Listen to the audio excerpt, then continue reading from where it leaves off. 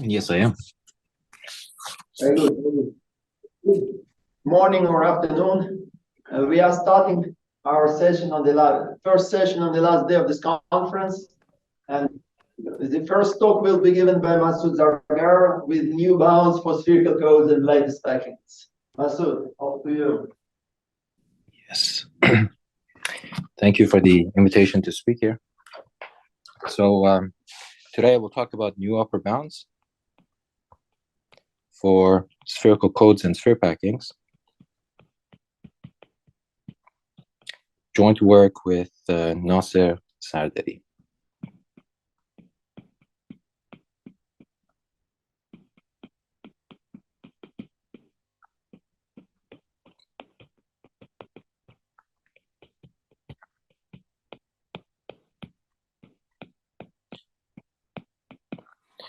So in this joint work, we improve the best upper bounds for sphere packing densities and sizes of spherical codes in high dimensions. So let me remind you what the sphere packing problem is the following, that so we want to pack equally sized balls, non-overlapping balls,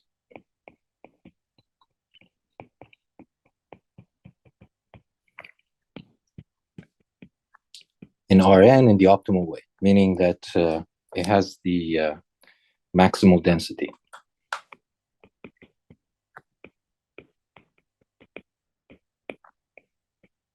That we denote by delta sub n. Now, calculating these maximal densities is a very difficult problem, and it is only known exactly in a few cases. So let me remind you that delta sub 2, so in 2 dimensions, it is known that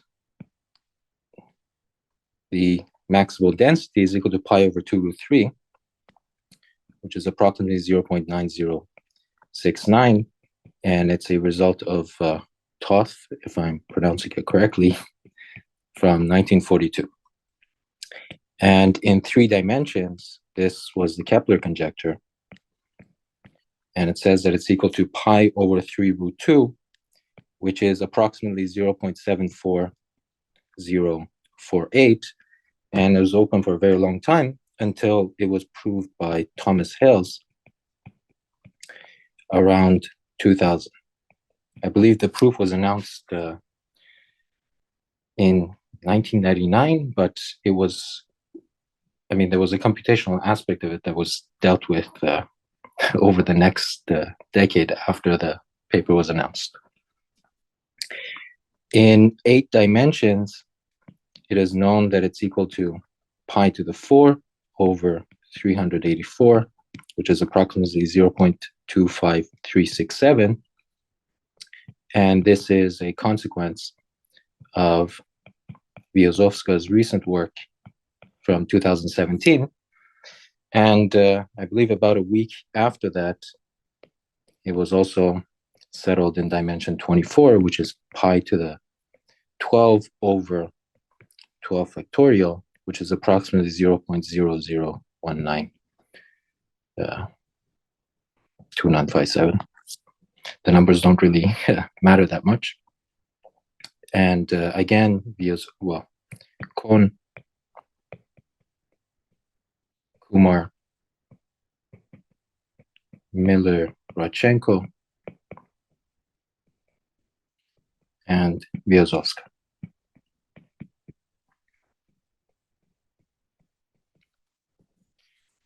And these are the only dimensions in which we have the exact value. And the question then is, how do we at least bound these delta sub n's? Okay, so there's a very simple lower bound that comes from the greedy algorithm. So a greedy algorithm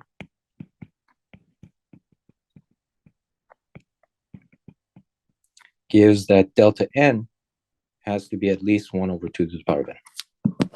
And the way that you show this is that you just take an optimal packing, and then if you double the radii of the balls, then it must cover all over n. Otherwise, you can find a point so that you can add an additional ball. So this is a lower bound, and the best known bound, upper bound, is due to Kabatiansky. I believe that there are multiple spellings of this, of his name in the literature. I'm not sure if some of them are just incorrect. I'm not sure which one he prefers. But it's from 1978, which is a long time ago. And it says that as n goes to infinity, we have that delta n is less than or equal to 2 to the power of minus 0.599 times n times 1 plus little o. And this is still the best known exponential bound.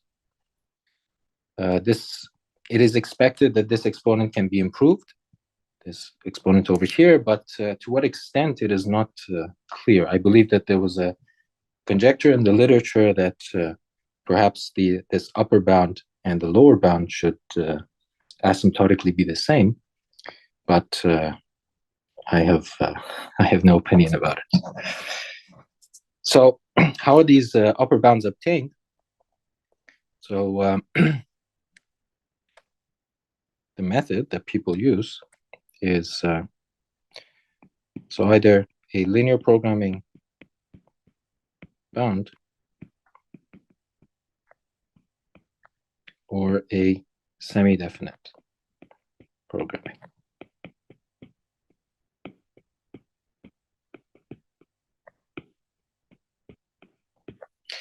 And this result of Kabatiansky and Levenstein is obtained using the linear programming bound. In particular, it uses. Yes? We are not seeing what you are writing. You're not seeing what I'm writing.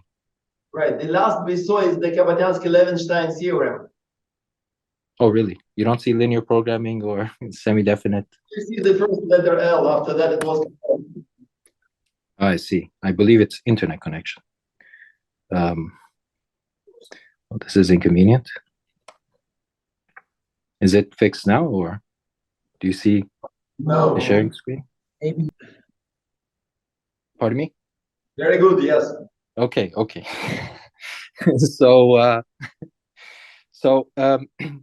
I said, the Kabatiansky-Levenstein bound was obtained using linear programming. In particular, it was obtained using something called the Delzard linear programming method. And there's also another linear programming method called the Kornelke's linear programming.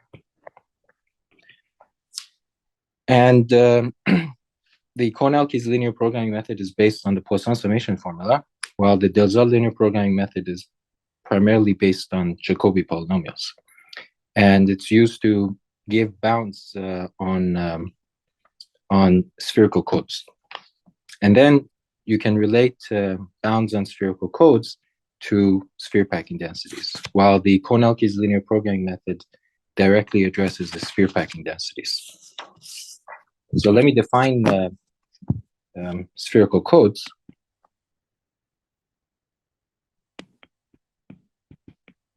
So given an angle theta,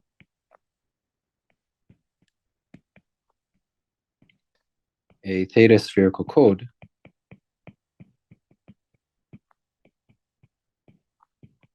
in the n-1 dimensional unit sphere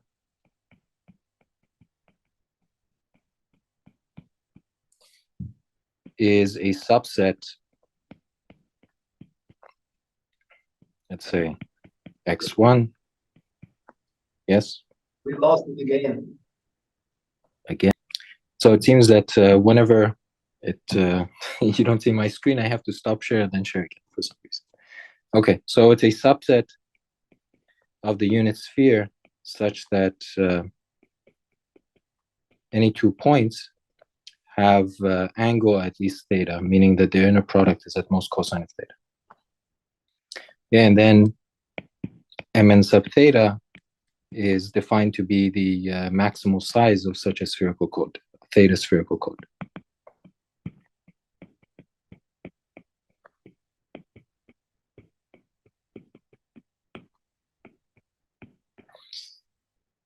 Now, I will explain the relationship between sphere packing densities and sizes of spherical codes after I explain the Del-Zod linear programming method.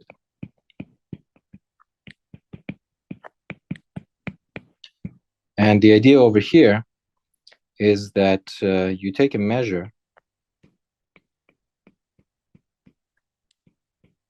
mu on the interval -1 to 1 and take, yes, it stopped again. So let's try this place. So we take a measure on -1 to 1 and we consider and take an orthonormal basis.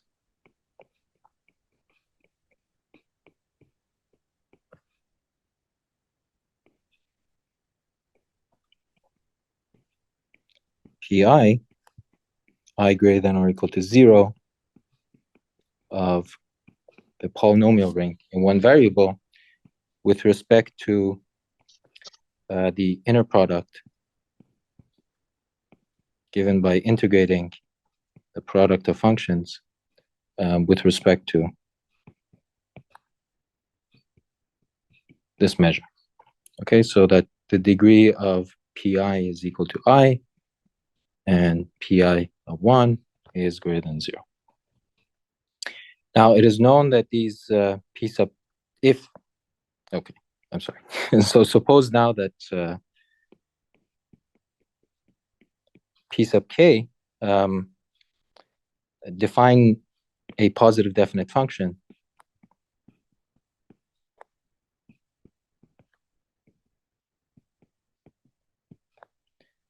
on Sn minus 1. So, and by this, I mean that if we have a subset, finite subset of Sn minus 1, and we have a collection of real numbers, then the sum over pairs of points in the subset hi sub hj and pk applied to the inner product of xi and xj is non-negative. So suppose that this is the case, then Stop again after P in the sum. yes? Yes. Okay. So the Zod linear programming method is that take a function, assuming those conditions, take a function s sub t defined to be a sum of these polynomials where the fi's are real numbers, and such that two conditions are satisfied. For every I, these Fourier coefficients are non-negative. The zeroth Fourier coefficient is strictly positive. And 2, we have that f of t is less than or equal to 0 for t that is less than or equal to cosine of theta. Okay, then it can be shown that the size of a theta spherical code is going to be at most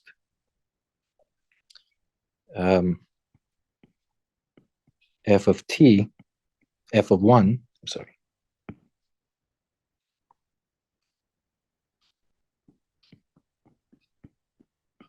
f of 1 over f of naught.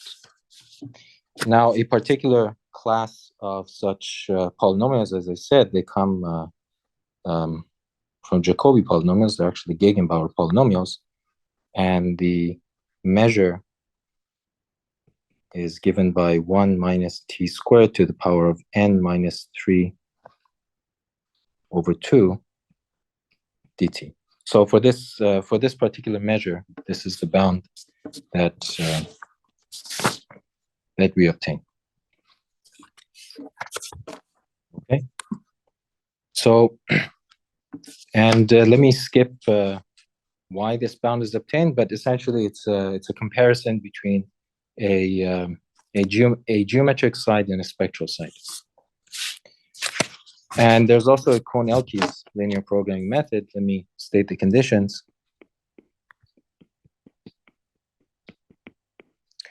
And as I said, it's based on the Poisson summation formula. It says that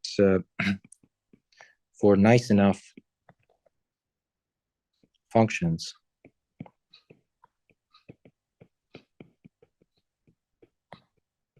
on Rn, real valued functions on Rn, such that we have that the function is not positive for x with magnitude greater than or equal to 1, and 2, that the Fourier transforms are non-negative for every t. We have a bound on these sphere packing densities, and the bound is that it's f of 0 over 2 to the power of n times the Fourier transform of f at 0. So some of these bounds on spherical codes, well, they were given by Kawatiansky and Levenstein, and they found certain polynomials. And Levenstein, shortly afterwards, he found an improvement to them. Now, there is a relationship between these theta spherical codes and sphere packing densities in the following sense: that if we have an angle that is greater than 0 and at most pi over 2, then delta sub n is at most sine to the power of n of theta over 2 times m of n plus 1 theta. Okay, so the idea of this inequality is that you take a sphere packing in dimension n, and you place it on the plane, and then you consider a sphere in one higher dimension. So this is the upper hemisphere. And then if the radius is 1 over sine of theta over 2, then you can ensure that if you take the centers of your packings and you orthogonally project them onto the hemisphere, upper hemisphere, then with respect to the center, let's say the center is over here, and we have to, with respect to the center of the hemisphere, we will get points such that the angles over here are at most theta. Okay, so if we have a sphere packing, then we can actually produce a spherical code in one higher dimension, and from this you can obtain this this inequality. So what Kohn and Zhao did in 2013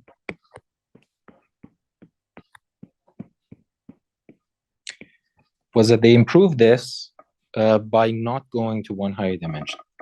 Okay, so they said that if we take an angle that is at least pi over 3 and at most pi, then in fact delta sub n is at most sine to the n of theta over 2 times m and theta. So you still have my voice and screen, right? Yes, everything's good. Okay, good. Now, the idea over here is similar to that, but slightly different. So you take a sphere packing in n dimensions, And then you can consider a ball, again, in Rn of radius r. And for suitably chosen r, which in fact, again, it's 1 over sine of theta over 2, then you can ensure that if you take the centers of your packing and you radially project the centers of the packings onto this sphere, which is Sn minus 1, then again you get a theta spherical code, but now in n dimensions. And there's a reason that that theta has to be between pi over 3 and pi, and that is because if we have two centers of our packing, and z over here is the center of our sphere, and if we draw balls of radius r, when theta is at least pi over 3, then the radii of these balls are going to be at most 2. And once they are at most 2, we can ensure that, in fact, the angle between the center of the sphere over here, this angle is going to be at least, well, that for this r, we can ensure that the angles over here will be at least theta for any point in the intersection in here. Okay, so these angles over here will be at least theta. Note that if r is at most is larger than 2, then x is going to be contained inside this ball, then the result is no longer true. It's going to be contained inside the ball centered at y. And the angle can become arbitrarily small. Now,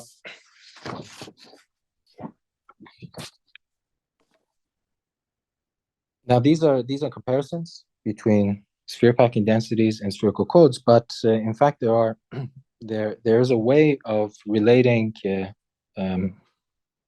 spherical code bounds in different dimensions and different angles. There is a theorem,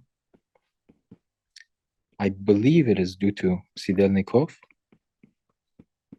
I may be wrong, from 1974, that if we have angles theta less than or equal to theta prime less than or equal to pi over 2,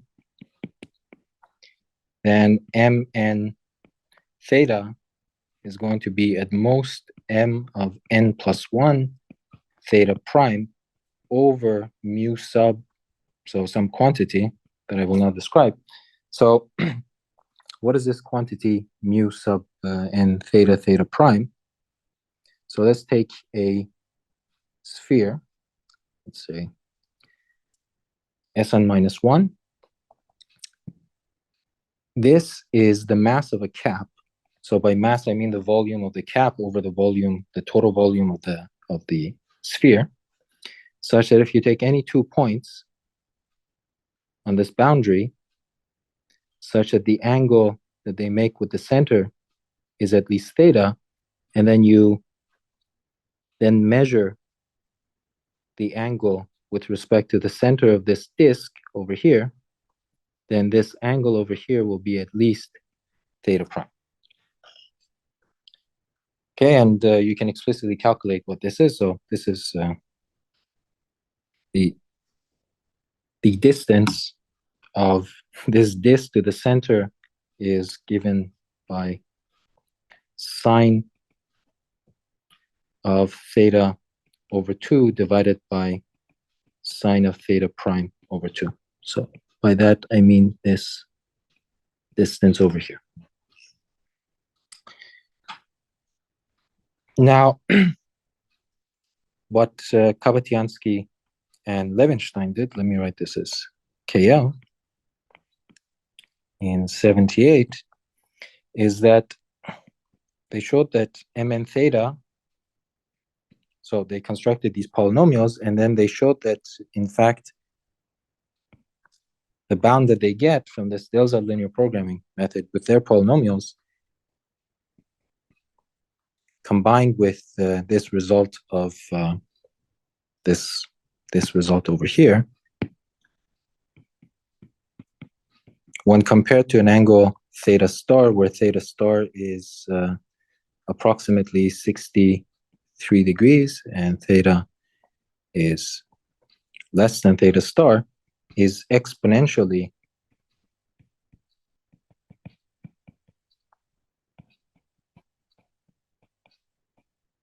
better than simply using mn theta less than or equal to mkl of n theta. Any questions?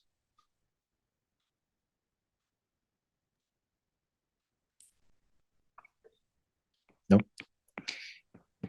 Okay. Then there's also a result of Barg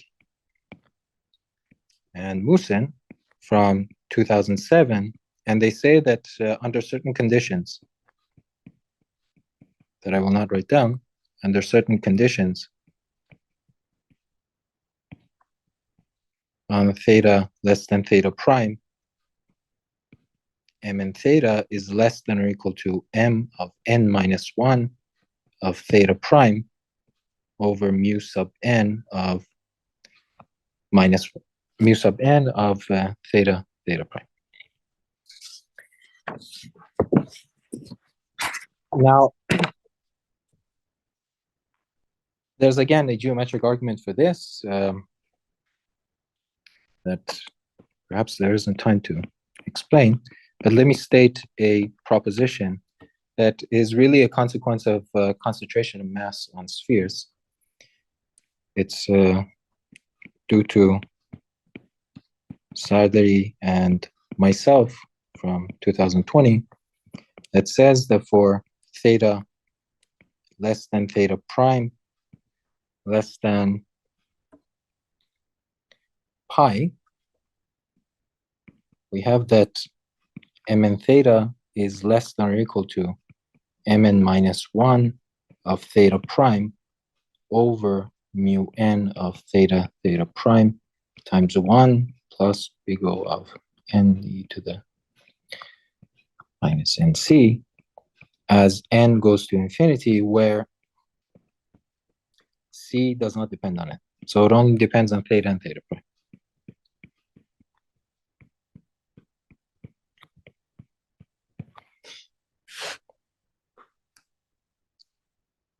So basically, this proposition says that asymptotically, we can actually remove this this condition on theta and theta prime.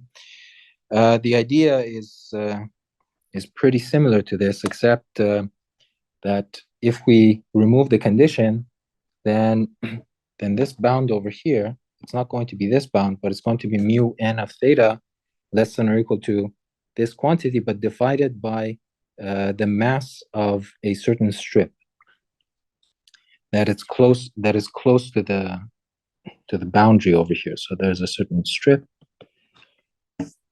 and this strip is basically so that if you take any 2 points inside this strip, such that with respect to the center of the sphere they have angle at least theta, then with respect to again this the center of the disk, they're going to have angle at least theta prime.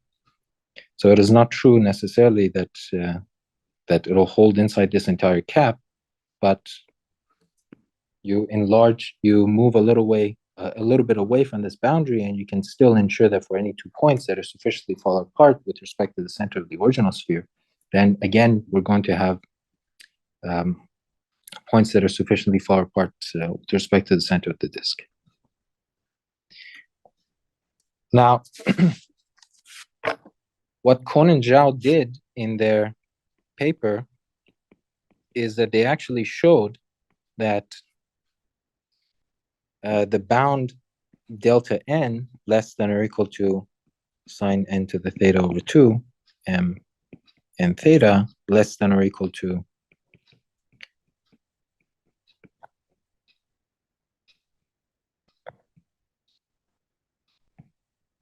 this quantity. So this g sub theta is some polynomial that satisfies Delzat's linear programming conditions for the angle theta. And of course you can bound this above by this, and using the result of Conan-Zhao that I explained before, you can bound this delta sub n in this form.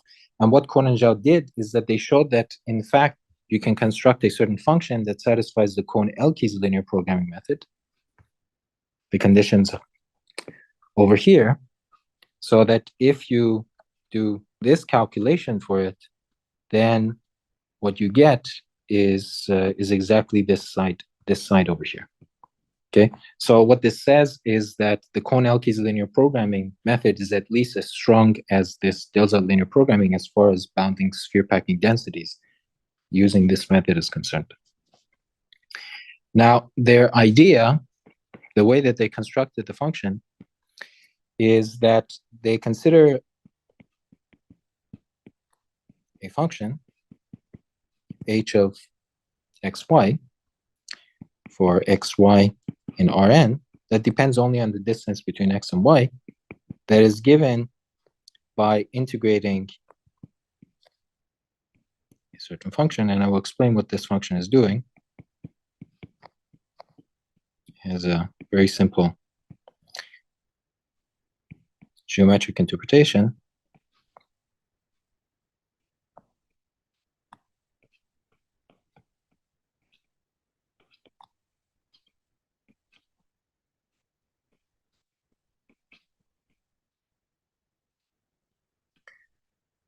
Okay, so these are so this chi sub 0r is a characteristic function, and r again as before is equal to 1 over sine of theta over 2. And what we're doing is that if you look at this picture, for any two pairs of points like this, and if you draw these balls around the centers of these points of radius r, then we are averaging this function that has to do with the Delza linear programming method over this region. Now, the thing is that when you're averaging over this region, if you take any point z in here, then as I said before, this angle is going to be at least theta by the choice of r. Now, since it's at least theta, you can ensure that in fact this function over here that only depends on distance between x and y satisfies the conditions of the Cohn-Elkies linear programming method.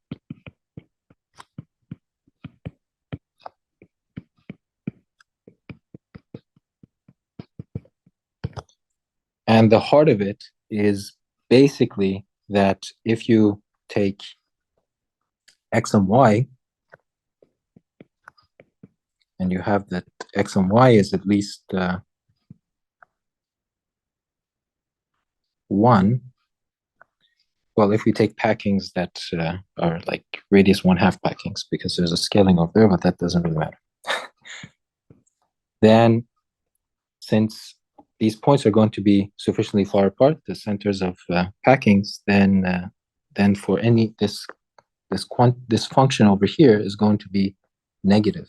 Is going to be not non-positive for any of these centers of packings that are sufficiently far apart.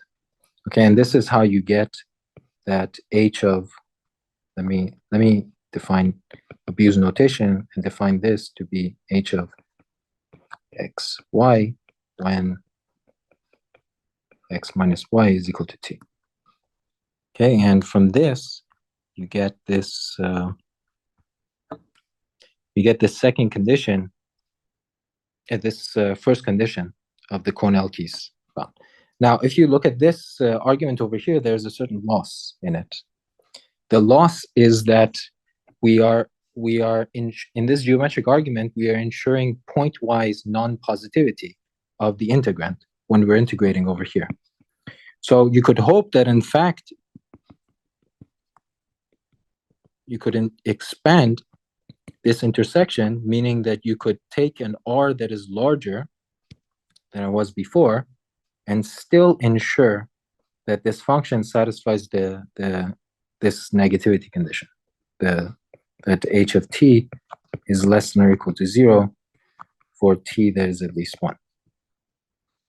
So this is regarding the improvement that we obtain on sphere packing densities. It comes from this this observation over here, that we can expand it, and then the point is to what extent can we expand it, and then there's a lot of technical analysis that goes in, and it's also related to understanding Jacobi polynomials near their largest roots.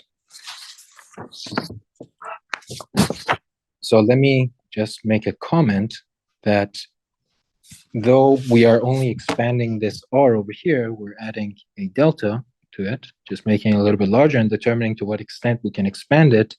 We can in fact replace these characteristic functions with other functions, which we do not address in the paper except from a theoretical perspective.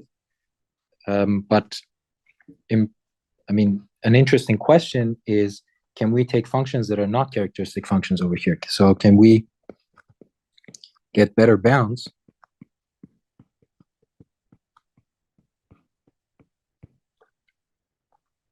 on delta sub n by taking h of xy and you integrate instead a quantity of this form.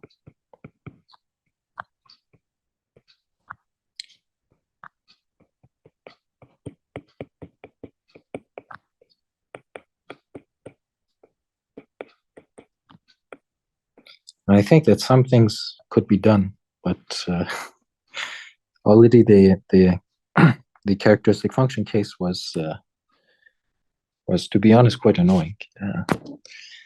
So let me state the results that we have, the improvements.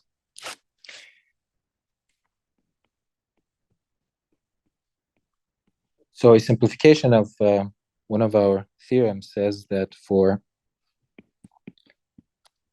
dimensions n at least 2000, we get that delta n is less than or equal to c sub n of theta star. This is a constant that depends on n, and theta star is again the angle that is approximately 63 degrees multiplied by sine to the n of theta star over 2. And let me say m sub lev, meaning the Levenshtein's optimal polynomials that appeared in a paper shortly after the paper with Kawatiansky. And what is this constant? The constant is that where c sub n of theta star is at most 0.4325 plus 51 over n. Okay, so basically for large n, we're improving this inequality of Kohn and Zhao in some sense by this factor. Now, regarding spherical codes, you can also try to come up with, try to find an analog of this situation over here. Now, instead of considering balls, we have to consider these strips in this case, and then we need to take averages over intersections of strips instead of intersections of balls. And then for certain strips, when you take the intersection and you apply and you construct your function, then you can check that you have the appropriate negativity condition over here. And then again, the question is, how much can you extend the strip so that you continue to have the negativity condition after you integrate? So what we do is that we extend these strips by a little bit down here. And what we obtain is the following for spherical codes. So if you have an angle that is at most theta star, then m of n theta is bounded above by C sub n and m lev n minus 1 of theta star over mu sub n theta star, where C sub n is at most 0.4325 for large enough n.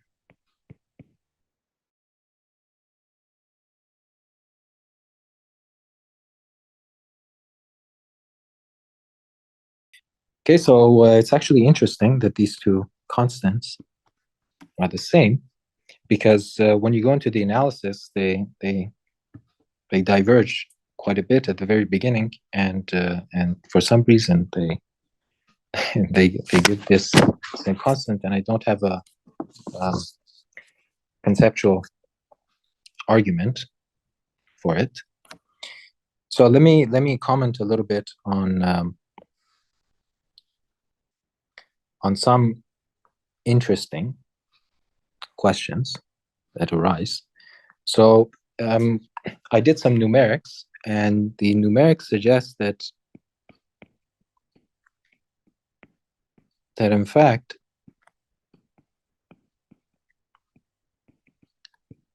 this method should give constants that are approximately 1 over e, or maybe at least asymptotically 1 over e. Should give Cn approximately 1 over e.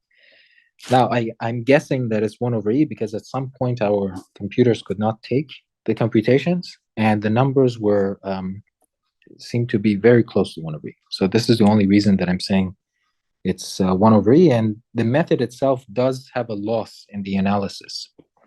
And the loss is that it comes from the following, that if you, so these Levenshtein optimal polynomials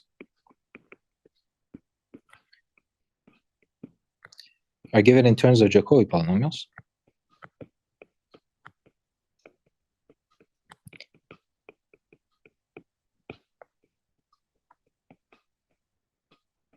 And what we do is that we basically use the Taylor expansion and then the properties of Jacobi polynomials, such as the differential equations that they satisfy, to say something about the roots, and basically bound the higher derivatives of the function. So what we do is that we have, so this is minus 1 and 1, and suppose that we have this, let's say, Levenshtein, suppose that it looks like this, the Levenshtein optimal polynomial, and this is largest root of the Jacobi polynomial in it.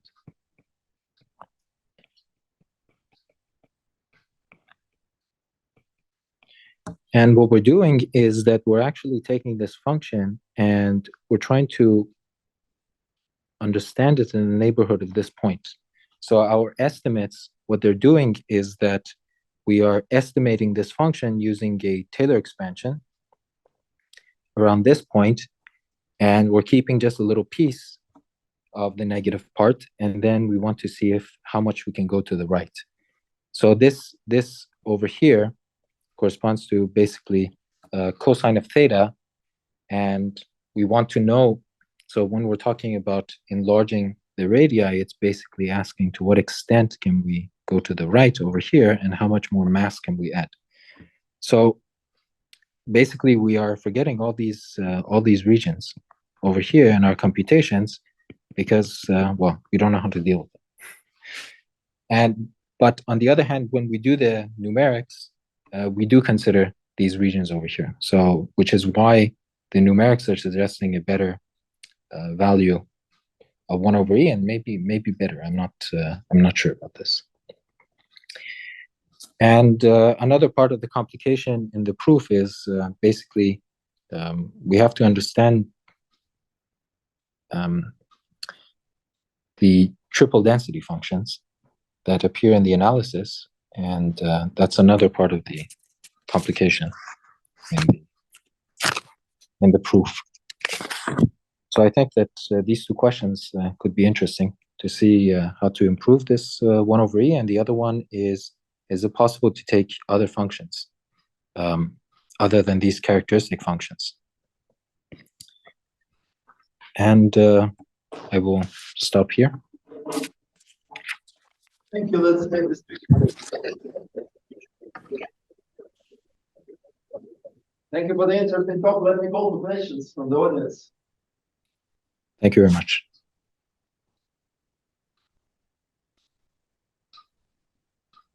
A question. So there is a question from Gregory Kabatansky here. Yes. Remark. Yes. Oh, here. Thank you. Will not need the material. Yeah. So you mentioned some lemma about spherical packets which you attributed to Sedenikov in 1974. I checked quickly. I think it belongs to anyway. It's a rather easy fact, but it's I suppose it belongs to Levenstein, because Levenstein published a paper 1 year later after Sedenikov. The story was the following: the Sedenikov improved from the exponent from -1/2 to minus 0.51, and Levenstein improved to yes, this result over here. Yeah. So at that point, I think you correspondent paper. It's in 1975 mathematical notes. Yeah, and just historical remark. Neither Levenstein nor me, we never used the word linear programming, despite that we know that it can be described in these terms, because then it becomes infinite dimension. Instead, we use a very simple inequality, which we call inequality on average, which of course gives the same. I see. Thank you very much. We have to make this correction. I have a question. Okay, when you use a Levenshtein bound in dimension n-1, can you show this?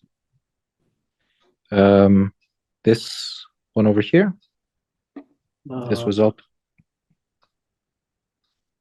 No, the Levenshtein bound. Levenstein. Below. Down, not up. Yes. Stop. Go back. Yeah, I mean, there's a delay in the broadcast, so I'm not. Okay, here. Yeah. This one. Yeah. Okay, so we have in the numerator Levenshtein bound in dimension n-1. Yes. And okay, so is the fraction your improvement of Levenshtein bound, or this is just Levenshtein bound plus some geometry?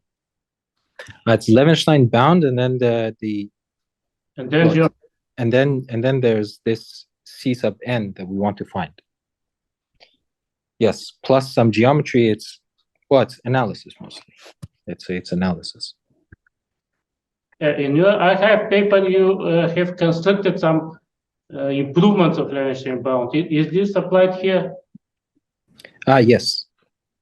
So the thing is that we don't have, so this inequality over here in some sense should be thought of as an improvement to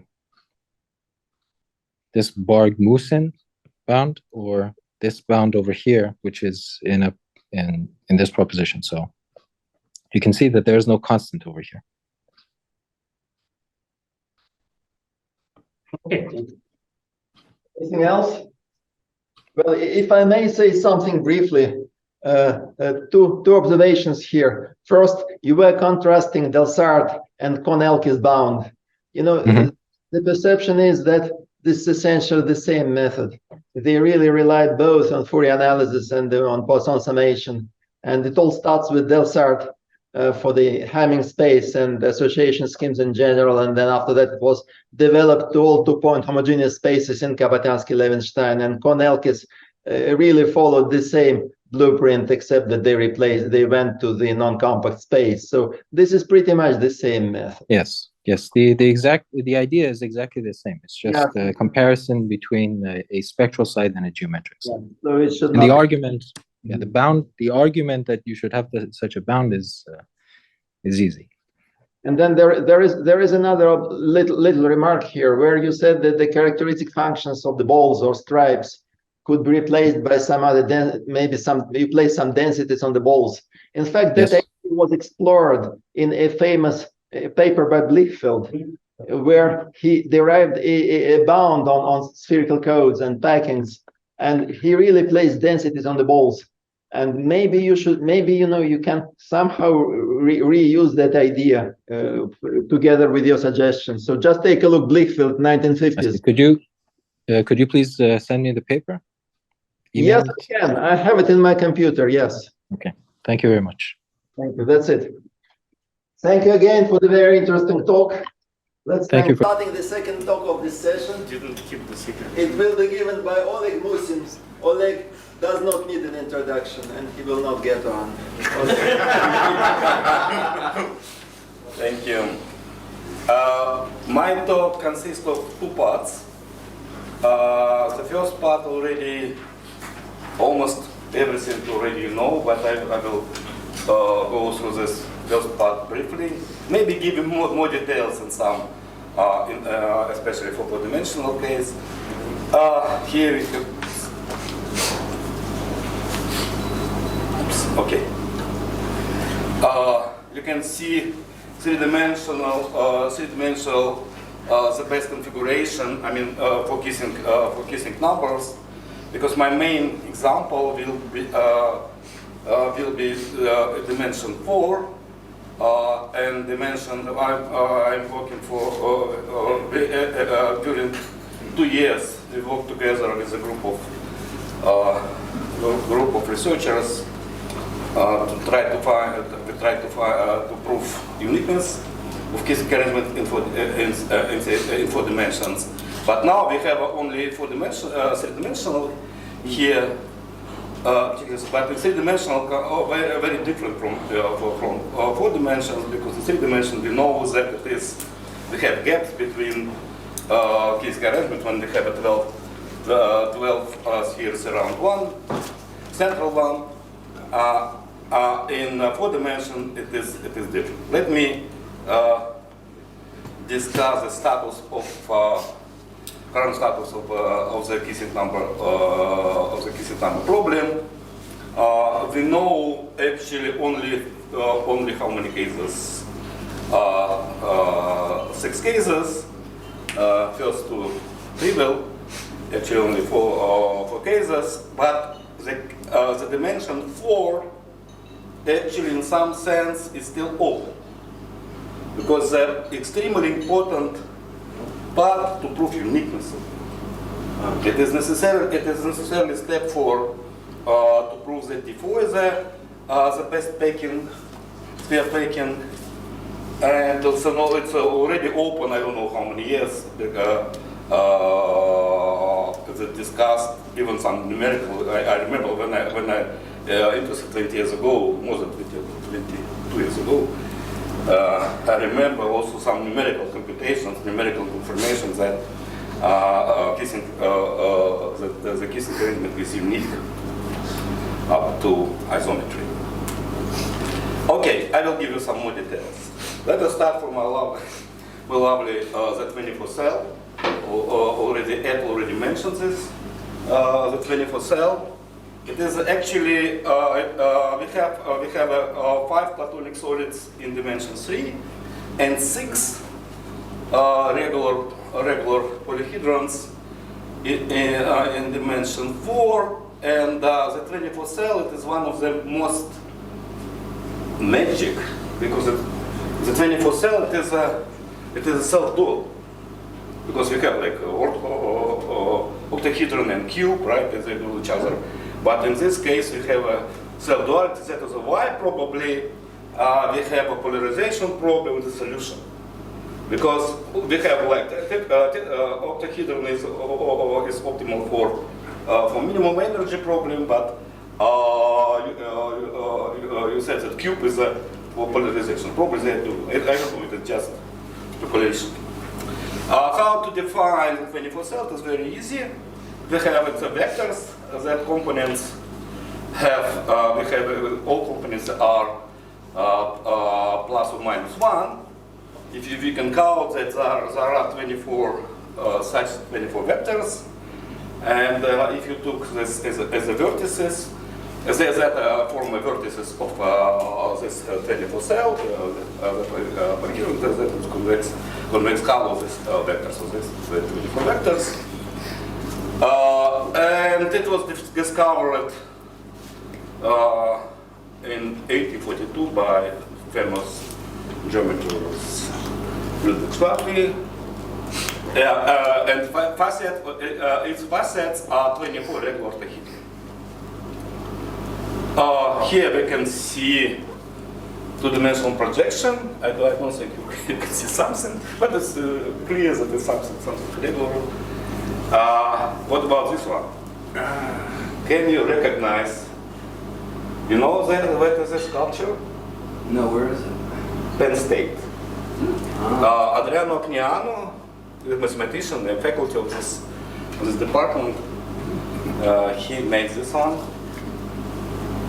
Also 20 years ago. It's about 20 years ago. It is only one. I gave you can see this open door, right? This conference room in Penn State. Only once I removed this slide because it was next door. Yeah. It is stereographic projection. It is stereographic projection of the 24 cell. You take the vertex. Yeah. Yeah, because you have a 3 dimension, right? Yeah. Take you can take a vertex, take around them some neighborhood, I don't know which one, and it is a stereographic projection. It's very amazing. It is very expensive. He told me that it's spend some huge amount. Price is little. Yeah. The price is there. Okay, I remove, I also promised in my abstract, I also promised to discuss ideas how to, about this in 4 dimensions, but I decided to, because I have no time to discuss that, I remove, but some information about D4 and the best packing in dimension 4. This is also self-goal, by the way. This lattice D4. The definition is very simple. Take integral points with integral coordinates such that the sum of coordinates is even. It gives us D4, Dn, and the Voronoi cell. The Voronoi cell of D4 is the regular 24 cell. The density is pi squared over 16. Central density is 1 over 8. I'm sorry, but about this record, because I gave you 2 bound, non-bound, Cornelkis bound, and also the Oliveira and Valentin, it's still 4. But recently, 1 year ago, Kohn, Delat, and Selman, they published a paper. Thank you, Matthew, give me this paper. They actually dramatically improved the densities. I can give a number. I remember a number. Here the density we have 6.7, and there's 636, something like that. It's much better than here. Because the density, I give the numbers for central density. They look SDP. Actually, can I ask you about lattice packing? Is it not before? Lattice packing, good question. Lattice packing was proved by, okay, you know the story about lattices. First, the three-dimensional case was solved by Gauss, 1830 something. Yeah, it is a 40 line proof. what he likes. Because he wrote a review for the book, of Zipper book, and he found a solution. After that, with many papers, great mathematicians succeeded, 2 Russians, and Korkin Zolotaryov, and they solved in dimension 4, in dimension 5. This is method in only 1930s, Blickfeld, they have conjecturals for dimension 6, 7, E6, E7, E8, and Blickfeld proves the problem for lattices in 3 publications, 1937 years. So this is proved by Korkin Zolotaryov in 1875.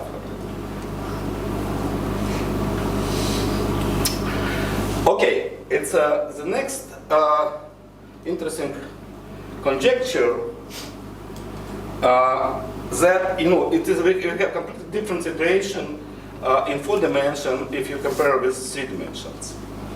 Actually, the density problem in 4 dimensions is a local. You don't need to check everything. Here we have the 24 cell conjecture. Let's have the following. Suppose let us consider packing balls, unit sphere in 4 dimensions. The center of this packing we have a point. So it will define Voronoi decomposition, and we have to prove that the minimum volume of any cell of this Voronoi decomposition of this packing is at least it cannot the volume is it cannot be larger than smaller than the volume of the regular 24 cell circumscribed about the unit sphere. That means you can. What the problem is? You have now not points. We have spheres. Take a center sphere, look at the neighbors, and you can prove that the volume of the Voronoi diagram around this point cannot be smaller than the 24 cell. That gives uniqueness in the solution of the problem. So it is in some sense a local problem, because if you're familiar with Hale's solution, he considered that there's 2 levels. First and second one, it was idea of the Vlasov-Feinstein. Just a little bit about methods. Not so many methods, some of them already mentioned. I would like to say only I found when I look at the packing spheres by spheres, because it is if you consider Kissen number problem, another problem. The first idea came from by Vlasov-Feinstein. He solved the so-called Thomas problem for several cases. This method, he used some error inequalities. It works, but only for in 3 dimensions, only for for tetrahedron, octahedron, icosahedron, and that's it. And it extended by Coxeter for dimension D, but he has some conjecture in his bound. This conjecture was proved by Karol Borodsky. It's not Borodsky, but not yours. Karol Borodsky is a father. It is a father. Senior Borodsky. Yeah, and finally he proved the Coxeter conjecture, and now we have also Coxeter bound for. And also he gave some for Kissing number Coxeter in 1963. He has some bounds for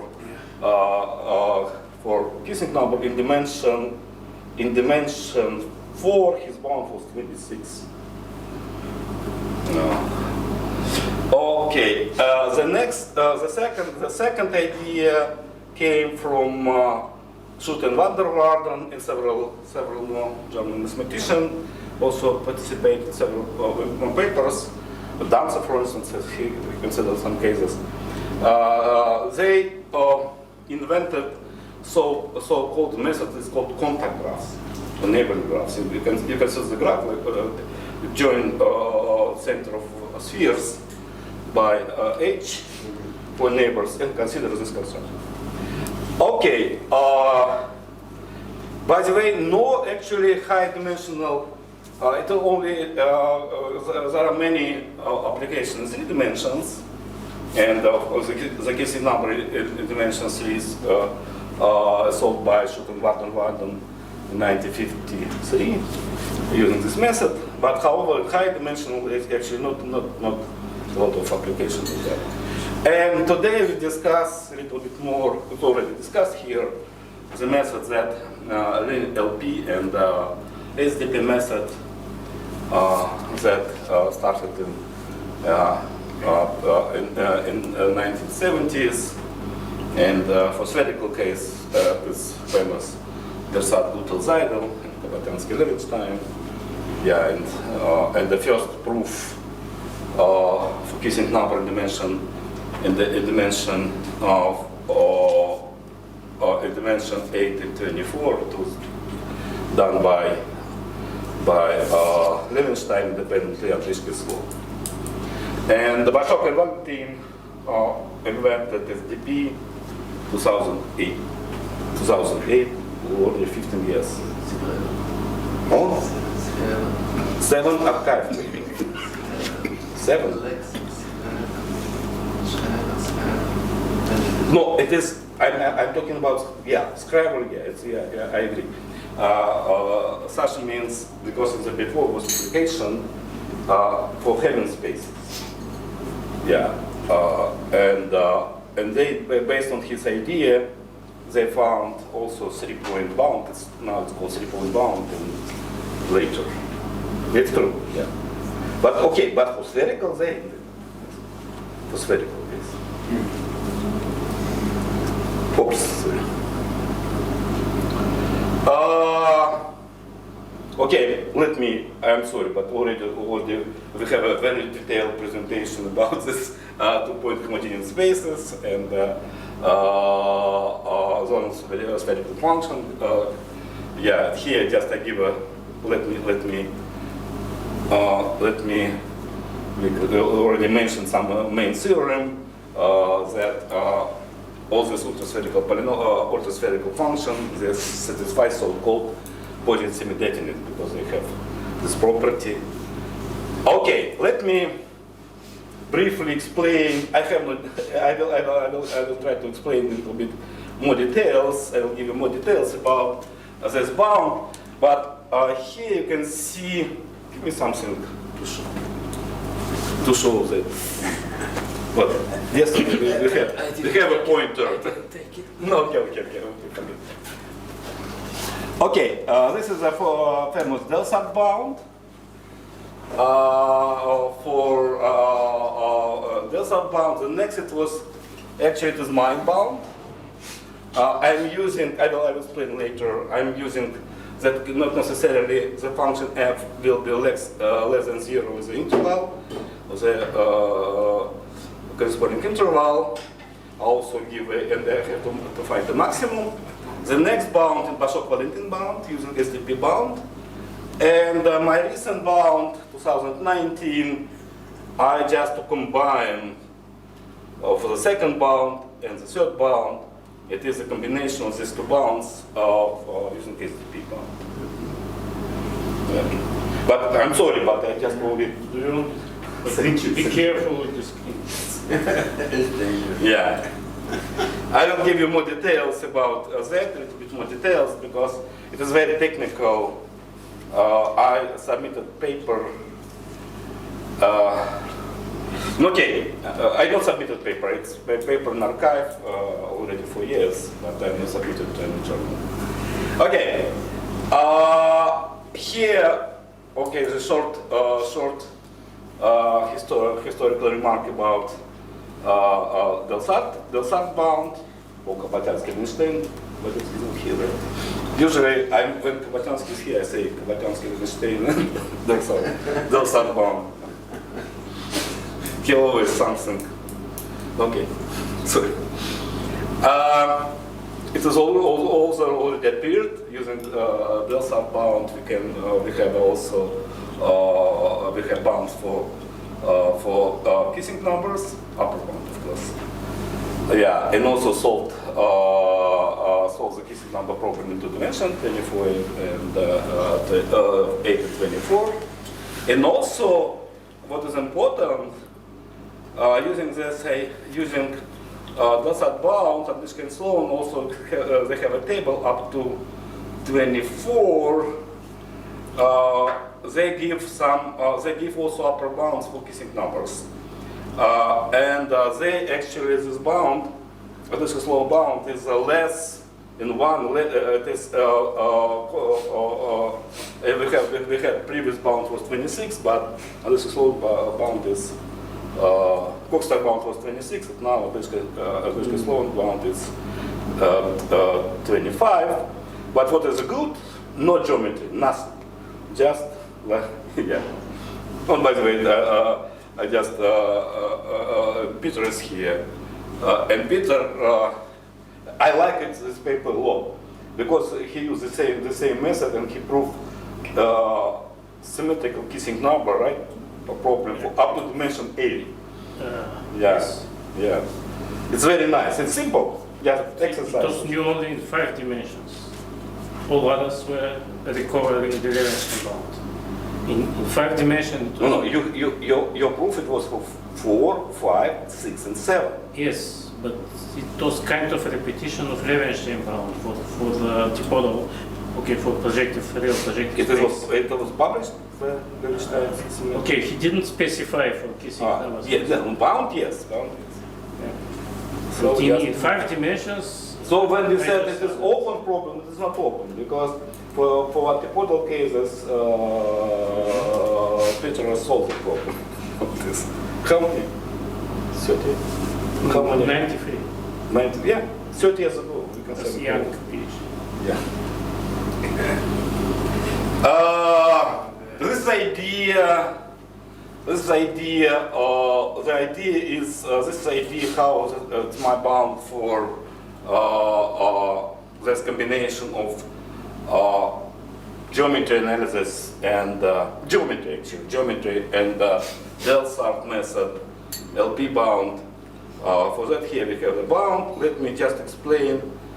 Let me give a proof of kissing number of the kissing number dimension 4.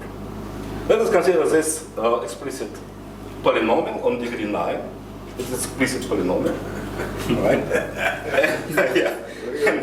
And we have thinking of that.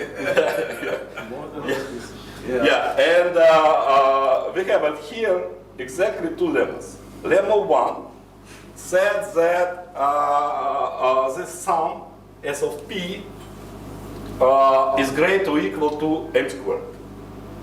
Guess why? Why? Because we use also that for Gegenbach polynomials, the sum for Gegenbach polynomials is greater or equal to 0, but the 0 coefficient is 1. So we have automatically on the right side. So the proof of the lemma 1 is just 3 lines, even less, right? Maybe. Okay, maybe a few words. The problem, look, the same sum, we have to prove that for kissing arrangement, the sum is greater, less or equal to than 25m. But m is a number of points. Yeah. In my paper in Annals, 30 pages, 5 pages, maybe introduction, maybe a few pages, like okay, maybe 5 pages about this Delsart method and some, and 20 pages to prove this one. 20 pages, because there's different cases. But okay, how theorem follows? Because we have inequality m squared less than 25m, and so we have m less than 25. That's it. Bound now like this. Here we have a function. You have a graph of this function. Pay attention that it's already appeared here. Usually function is less or equal to 0 in the interval. In this case, for this number, the interval is negative 1/2. But here it is about minus 0.6 of 58, as I remember. It's close to minus 0.6. We have this function is a positive. That is why we have some geometry. From geometry follows it is clear what we can do for that. Okay, this is a record, by the way. It is very close to record. It is I will show example something like that later. It is I try to put closer to the negative one. It is actually using linear program. It is impossible. At least I couldn't find. I can prove it, but I couldn't find a method. Bashok and Valentin considered extended, Scriber method for Hamming spaces. For the spherical case, they consider they use the same idea. Scriber used some they in this case instead of one variable function they considered three variables function f. It depends on three variables. That is positive semi-definite in some sense.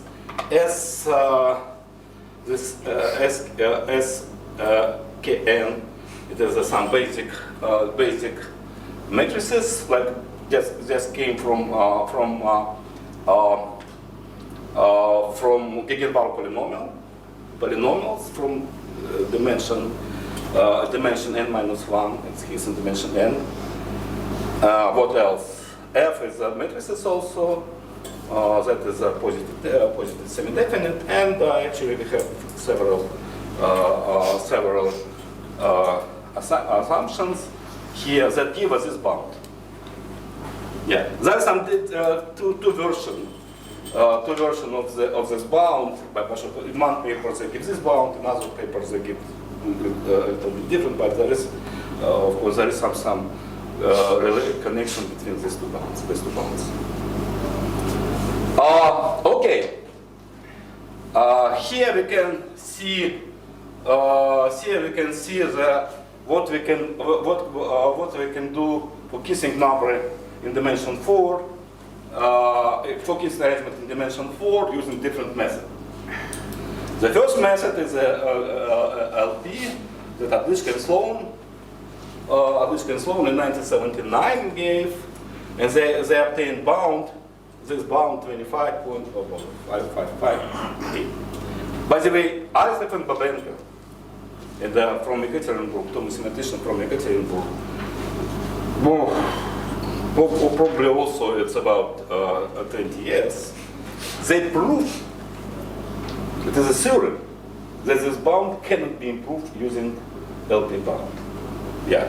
It is actually it is tricky, you know that, right? Yeah. I got this in 88. What? 88, 10 years after this console, and 10 years before the next two. But without property. But by the way, they Adlishkin and Sloan they used polynomial of degree 9. Yes. They found the optimal polynomial, not only bound, optimal at degree 23, something like that. Do you remember? 20 something. I remember exactly. It was high. 28. But however, bound almost the same. Just the first publication, it's minus this one. Actually, it is not optimal. I didn't try to find optimal because I decided, for me it was more important. Maybe like, if I remember, optimal was 24.6, something like that. Yeah. And the SDP bound immediately gives, they use only degree 7, this one, this number, it's about 24.58. But to prove uniqueness, we have to have exactly 24. Next, Frank Valentin and Mittelman, Frank told me that computation, they spent for computation 1 year. 1 year non-stop computations.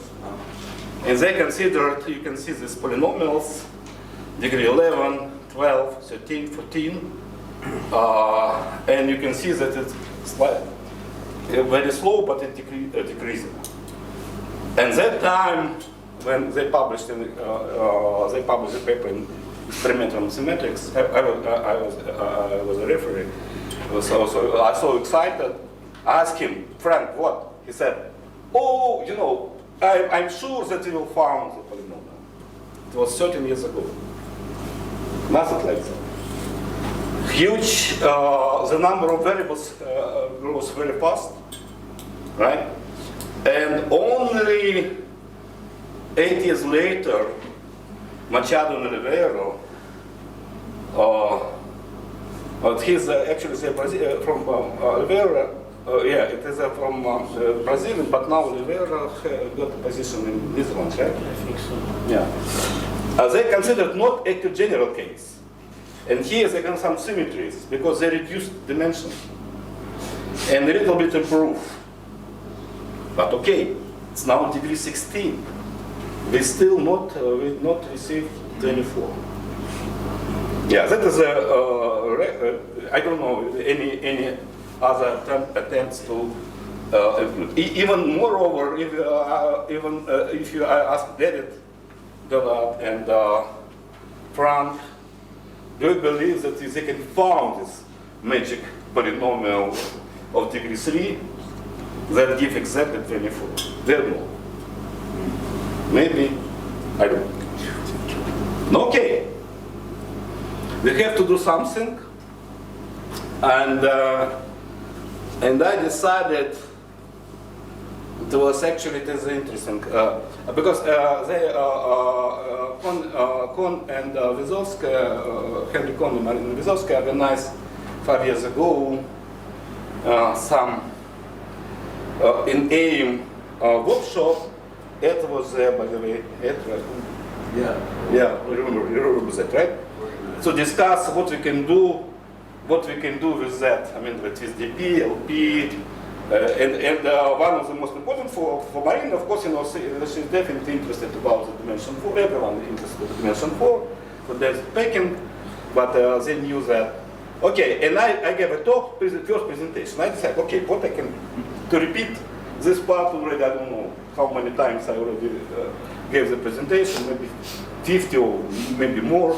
I decided to combine these two ideas and maybe to think what we can do with that. And the presentation was maybe a little bit not exactly this bound, but look, what is the idea?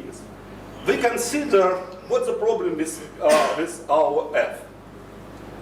Our function is three variables. It is very hard to work with that. Actually, when I worked with three variables function, I realized that we can do not much.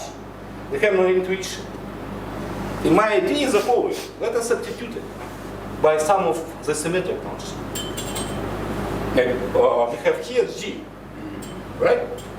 And after that, I wrote this inequality. I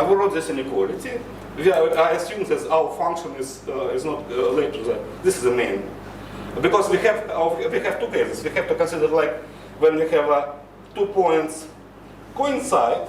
In this case, second one, because and when these points are different. In this case, I assume that these functions are this function not sum of g of x, g of y, g of z. The interval t is fixed. For instance, in Fukisian number, this interval is -1, 1/2. Then the theorem that satisfies this Bashot-Valentine. We also consider the function from this one, from this space. And then we have then attain this new inequality. H hat that is also like function can be. Yeah, I'll show you example. Understand? Okay, let me give a little bit more information about this distribution. It is from Conway's own book. I'm using the same notation already. It's already appeared. We consider distance distribution. We consider inner products. Suppose we have a spherical code n, capital N setter, the spherical code. That means the inner product is not exceed cosine of setter, and we have that for a given t, a t is okay. For a given for a given t vector u in t, we have a t of u. It is a number of v such that the inner product v dot u is equals t, and a t is the sum of a t of u from I mean that's how many okay. And other words, it is a t is how many we have inner products. How many pairs we have such that the inner product equals t divided by n. N is the cardinality of this spherical code. We can extend this notation. I'm not sure that it Conway Sloan use this one, but I'm using that. We can consider some interval t, and a of t. It is all this this sum of AT that belong to this interval when t belongs to this interval. Oops. Okay, this is a main corollaries from the previous theorem. Okay, my idea was the following. Okay, probably we cannot have equality, but however, our numbers are integer, right? Cardinality is integer. What we can do, and here I have two corollaries from the main theorem that give us bound, upper and lower bound, using we can see this floor and cell, right, and this integer part and cell of that. I mean, like that give us some possibility. You'll see that it works. You will see soon. So we don't need actually exactly equals something. We have to up to some numbers. Maybe the idea is if we have this bound, maybe we can to find some inequality and fix at least some location when we have inner products. This is information about the 24 cell. I mean, this conjecture that is conjectured the best Kissinger arrangement. We have only 4 inner products, namely, it is -1. It is only 1. It's antipodal. minus 1/2, 8. A of 1/2 is 8, 0, 6, 8, and 1/2, 8. You can count that altogether it will be 23 and plus 1 point because with inner product 1, I mean when coincide we have 24.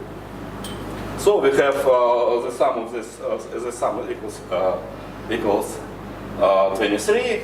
All other for all other t we have 0. It's only 4 roots of this. So okay, what happened next?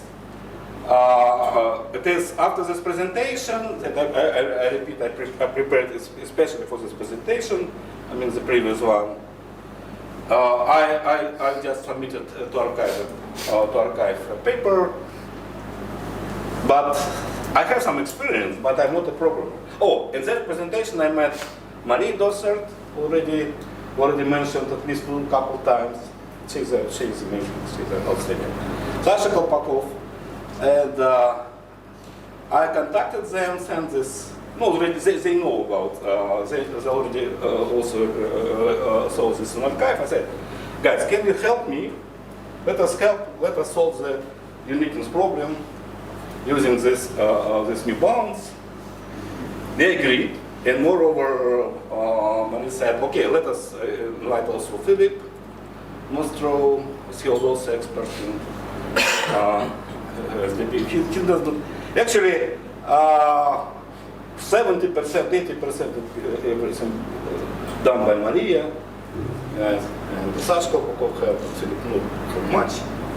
I'm just to press them, but you know it has happened in 2020 after say March, April, yeah, and we had all of us at home, and we meet at least 1 week, one time per week. It's just like it's a very good time. Very okay. Here you see some result.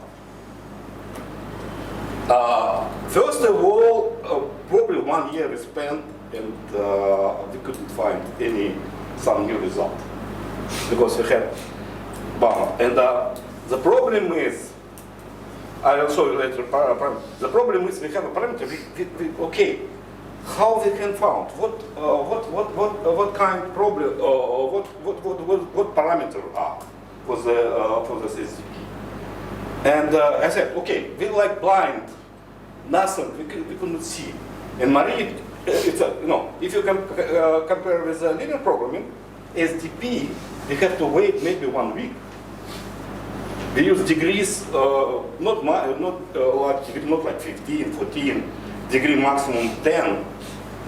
And for 10, we wait maybe 1 week. If you need any we have some parameter A, right? We don't know. A is what? Is 1, 1/2, which interval we can to see. And only after 1 year, we found some, it's Marie research, she has experience. In one moment she think, okay, if you put A, this one like 1/100, and this interval, maybe it works. Look at this result. This is a tight result. And by the way, this one, it follows from this result, because altogether we have 23, but we repeated it, different polynomials we use for that. Different G we use favor. Yes, if you, okay, so we have the C, but however we have to prove that this greater than 1, but we have to prove that is 1, this will be okay. Here we have, actually the answer is 8. We have to prove that it is, for instance, but however, if you, by combinatorially, if you try to look at the cases, we can actually 8.8, I don't remember like what's the maximum, 8.5 or 8.8, 8.6 maybe, it is actually, we can have. So it is, this dramatically decrease number of cases, but however still 1,000 cases we have to consider. Different, because different intervals. The problem is what happened. It's about 1 year ago, and our key programmer Marie decided to leave academy and now working for industry. She said, okay, I need some vacation. Her vacation was 7 months. She's climbing with his boyfriend in some mountain in Europe. And I know what we can. he said that to Sasha Kolpakov and Philly, but they're not programmers actually. It's not easy to find somewhere. And especially because I'll show some example, especially because my opinion, we've been only one step before the end, you know, but unfortunately it did not happen. Okay, let me explain, now I have 15 minutes, let me give you some idea and some new bound, because it is my, it was my first submission with this bound, because I'm thinking in the beginning, I think, okay, we have bound, maybe just the same style like Bashok Valentin, or we can find some answer. But later I realized we have to use more to use this G. So let me just some notation. IFC it is we have a set of all inner products for a given spherical C instead of coincide instead of 1. T is any interval. I'm using this notation NNT, the spherical code, such that IFC belongs to this subset of T. What else? Two notations. This is energy. It is a typical notation for energy, but it is S of G. It is an all sum. I mean, there's E of G plus N of times G of 1. Okay. Then we have a notation. Let us first consider famous also already appeared here, but a little bit different maybe style. I need this one. Let us combine del Sart and Newton bound, right? This is not new. This is everything known. So what do we have? Suppose I not assume that f is a positive, non-negative linear combination of Gilbert polynomial. I'm not assuming that. I'm assuming only the second one. It is important because for the future. Yeah, just we need only with this one, this inequality. How it's called it? Del Sart inequality also. Del Sart inequality, right? I need suppose we have a satisfied Del Sart inequality, and then we have we obtain this bound. Actually, it would be almost like Uden bound, right? It is Uden bound, but it's a little bit different. Okay, it is Uden bound. I agree. It's a Uden bound. So this bound can be, if G equals 0, we have a Del Sart bound. Just very simple. Okay. So nothing new. Now I will show you. First of all, I am defined this set of triples TUV.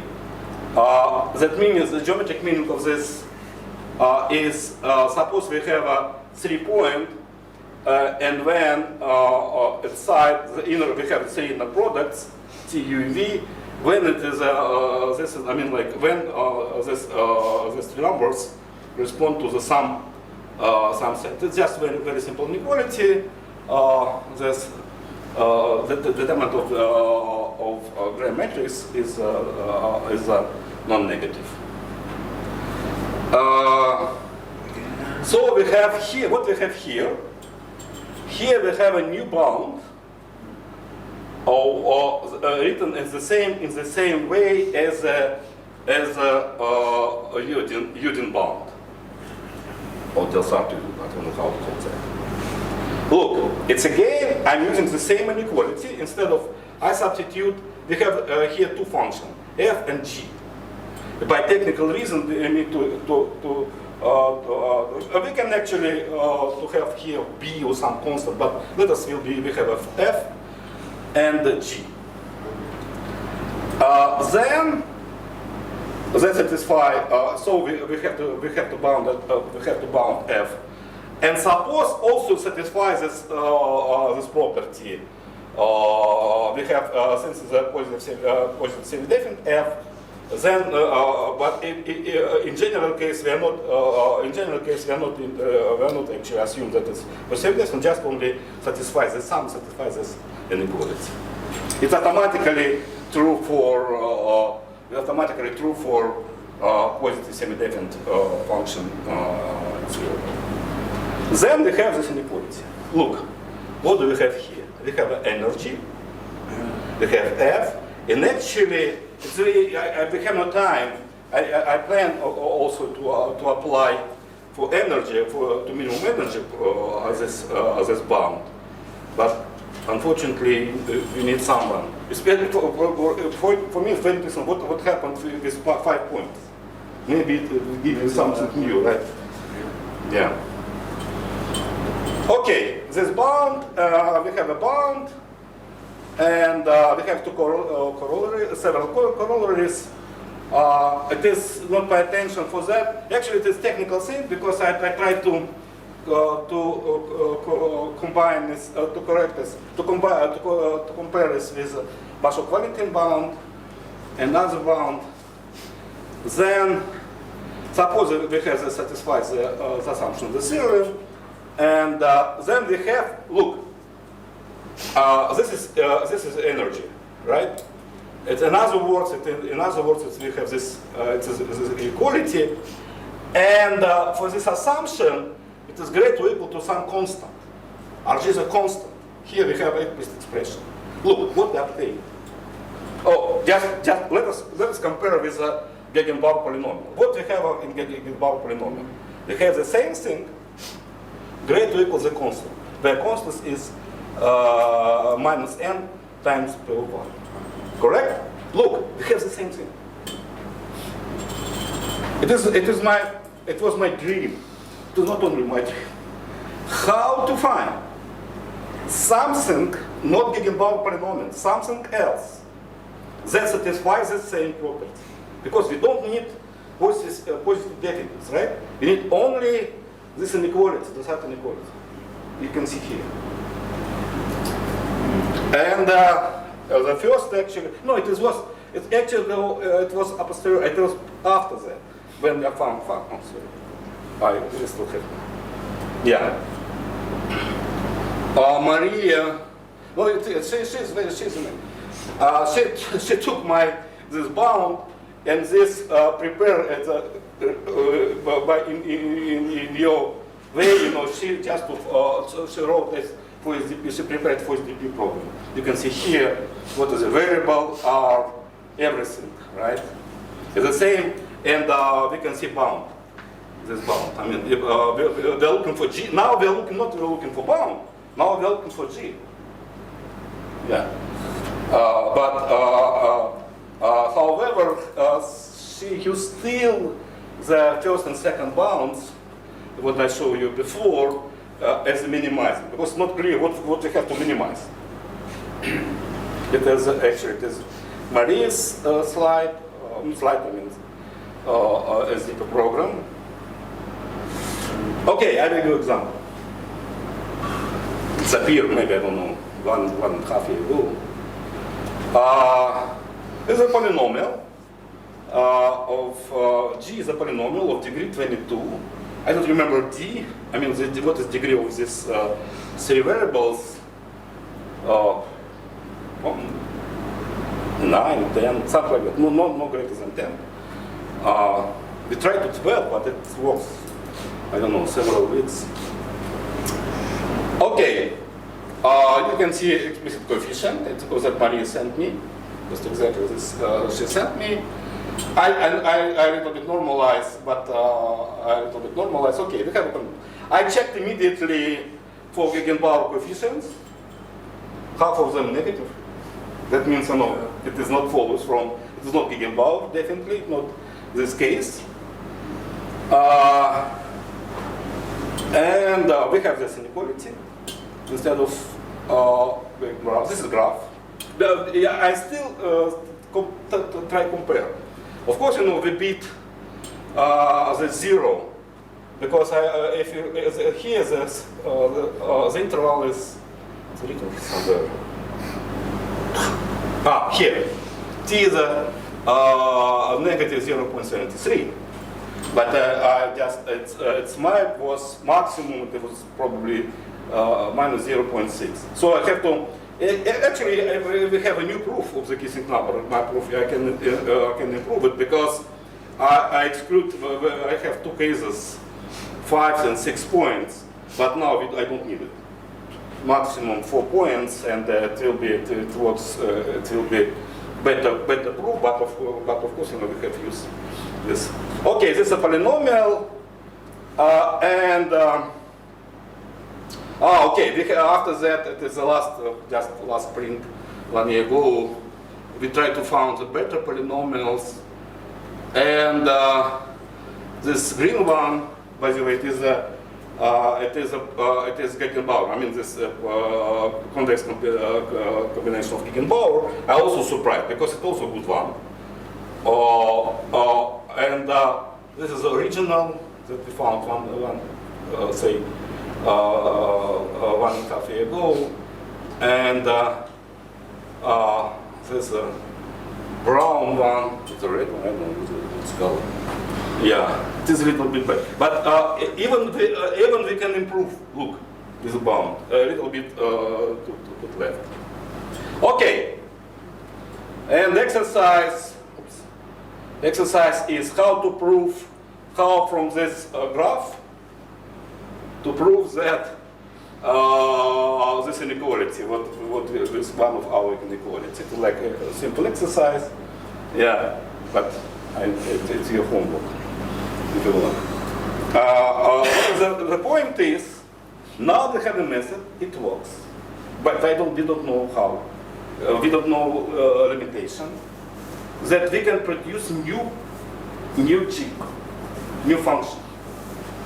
But we not because this is important. Okay, we don't need like why we need this one optimal polynomial, right? This combination. We can use any of them.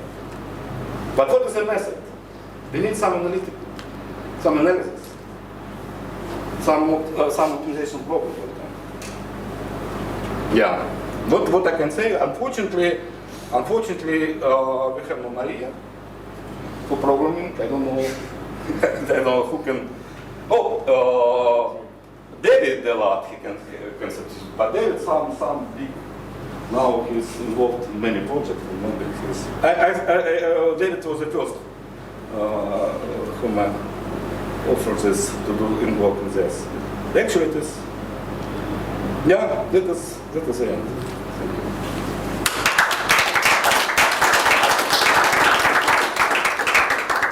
Questions to Oleg?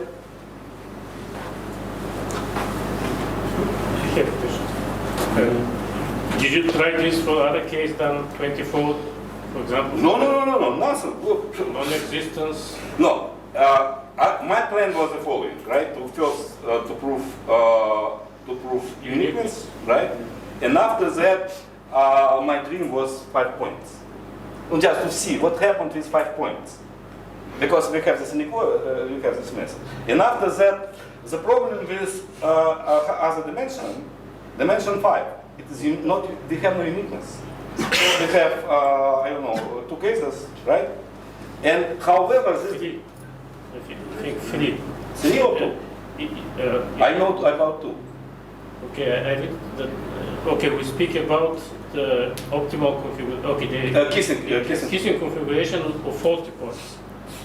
I read somewhere that they are 3 non-isomorphic. I have a page written by Henry Cohn. Like he gave me only 2. I'm sorry, maybe. Oh, he published it. He published it. There is a paper of Cohn and someone, and they have this. They consider all this case. Okay. Yeah, I think about that dimension 5, right? We have maybe to improve this. We are looking for distribution, and maybe can be separate. We can separate using this method.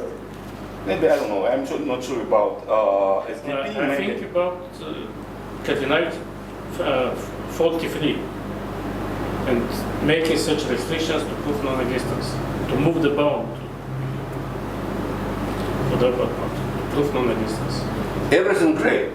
They can do everything to write formulas, some bounds, but we need computations. That is a big problem. You know? Unfortunately, it is not mathematics. It is like industry. I don't know how to call it. I have tons of ideas, but what I can do, what we can do is the situation. Other questions?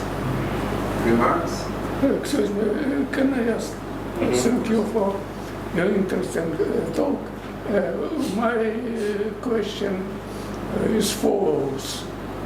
What kind of your SPD bounds, theoretical or computational by computer? What kind of these bounds? No, bounds of mathematical. It is theory. But application, we have to find. We have this. You have parameters, right? We have to compute it. Of course, no. That is okay. The mathematical part, it is clear. Moreover, I believe like half of most of the audience can prove it almost immediately because all ingredients are known. Or only some combination. Only I don't combine them. The problem is, okay, we have bounds, we have ideas, but how to find some unique numbers? As well as like, for instance, del sat bound, right? f of 1 divided by f naught. Okay, and Kabatansky Levenstein, 1978, published a paper, but did not solve kissing number. After that, 1 year later, Levenstein, and Avlyskaya Sloan, they found this bound. The Sadbuda Zayda also they have this bound, right? They have? No. I mean, bound is known. They did. Yeah, no, kissing number no. But only 1 year, and it's for me it is strange because it is more or less obvious. I mean, dimension 8, dimension 24, but they have an idea about that, these cases. All right. Thank you very much.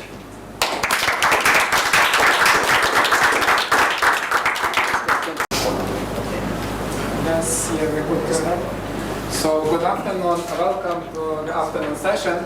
It's my pleasure to announce our next speaker, Hiroshi Nozaki from Aichi University in Japan, who came all the way here from Japan. And he's going to talk about uniqueness of the default system as tight and default spherical design.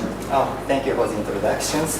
First of all, I'd like to thank the organizers, particularly Peter, for giving an opportunity of this talk. And I'm very glad to join such a nice conference and meet good friends. So I'm talking about uniqueness of the default system as tight and for the spherical T42 design. Okay, this is a joint work with Masataki Hirao and Koji Tasaka. So let's start with the definition of spherical T designs. So a finite subset X of the unit sphere is called spherical T designs if the average of X on the sphere is equal to that on the finite set for each polynomial F of degree at most T. So the spherical T design is a good finite set approximating the unit spheres. So we have natural lower bound for the size of the spherical T designs, so-called absolute bound, due to their Gaussians and Zeiger. So if X is a spherical 2S design, then the size of X is at least this value.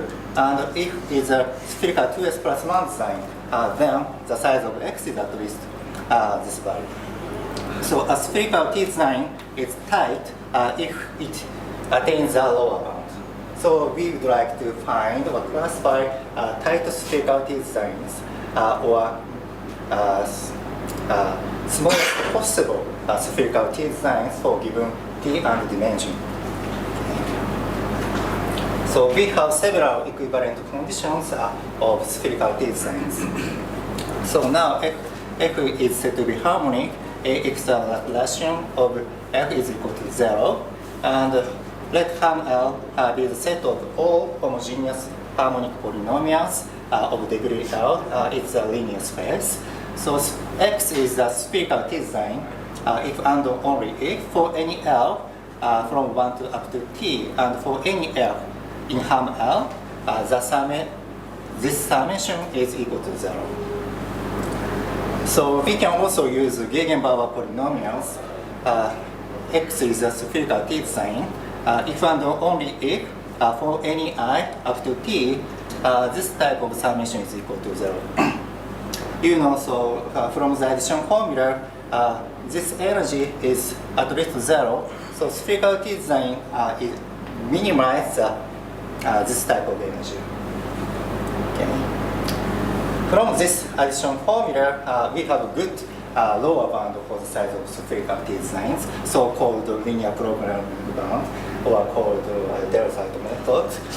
So if X is a spherical T-designs, and there exists some one variable polynomial L that can be expressed by the linear combinations of Gegenbauer polynomials, such that for any A in -1, between -1 and 1, FA is not negative and F1 is positive.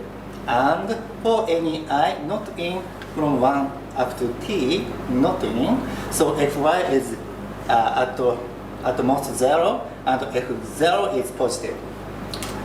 If we have such a polynomial, so satisfying these LP conditions, then we obtained this lower bound. The size of X is at least F1 over F0. So absolute bound also absolute bounds are also proved by this LP bound. So we can choose some suitable polynomial, then we can obtain the same bound. So, this bound is equivalent to some linear programming problem. So we can estimate this lower bound numerically by computer. Okay. Now we introduce the main topic of this talk, so spherical capital T designs. So now capital T is a subset of the integers. So we don't assume T is finite or infinite, so sometimes T is infinite. So a finite subset X of the unit sphere is called the spherical capital T design if for any I in capital T and for any polynomial of Ham I, the summation of this is equal to 0. So if T is equal to from 1 up to T, then the capital T design is a spherical small t design. Yeah. So this is some generalization of the original spherical T designs. So spherical capital T design is an analog of T design on an association scheme firstly, so which is given by Dirichlet cases. So LP bound, this is important for this of this talk. So LP bound is also applicable for capital T design, just changing the conditions. So, excuse me, this part, from this part to like this, for any I not in capital T, X sub I is not positive. So we can also applicable, so we can apply LP bound for spherical capital T designs. A spherical capital T design is said to be tight if there exists F satisfying the LP bound conditions for this capital T, such that the size of X attains this LP bound obtained from this F. So in this meaning, so tight spherical capital T design is a generalized concept of original spherical small t designs. So there are several papers for investigating to title capital T designs, we have mainly 3 papers. So Bannai, Okuda Tagami, Okuda Yu, Ju, Bannai, Bannai Kim Yu. So the research of tight capital T design has begun very recently. So we have many problems to solve. We can solve it. We can solve. So I think this is one of hot topic. So now we introduce the definition of default lattice and the default root system. But Oleg, in this morning, Oleg already introduced the definition. So the default is defined by like this. And the M shell of the default lattice is the subset of the default, and whose elements has a constant norm, so 2M. So default 2M is on 1 sphere. So from a famous Jacobi's 4 square theorem, we know the cardinality of M shell, like this. In particular, the root system is equal to, the size of the root system is equal to 24. So in particular, so M shell is not empty.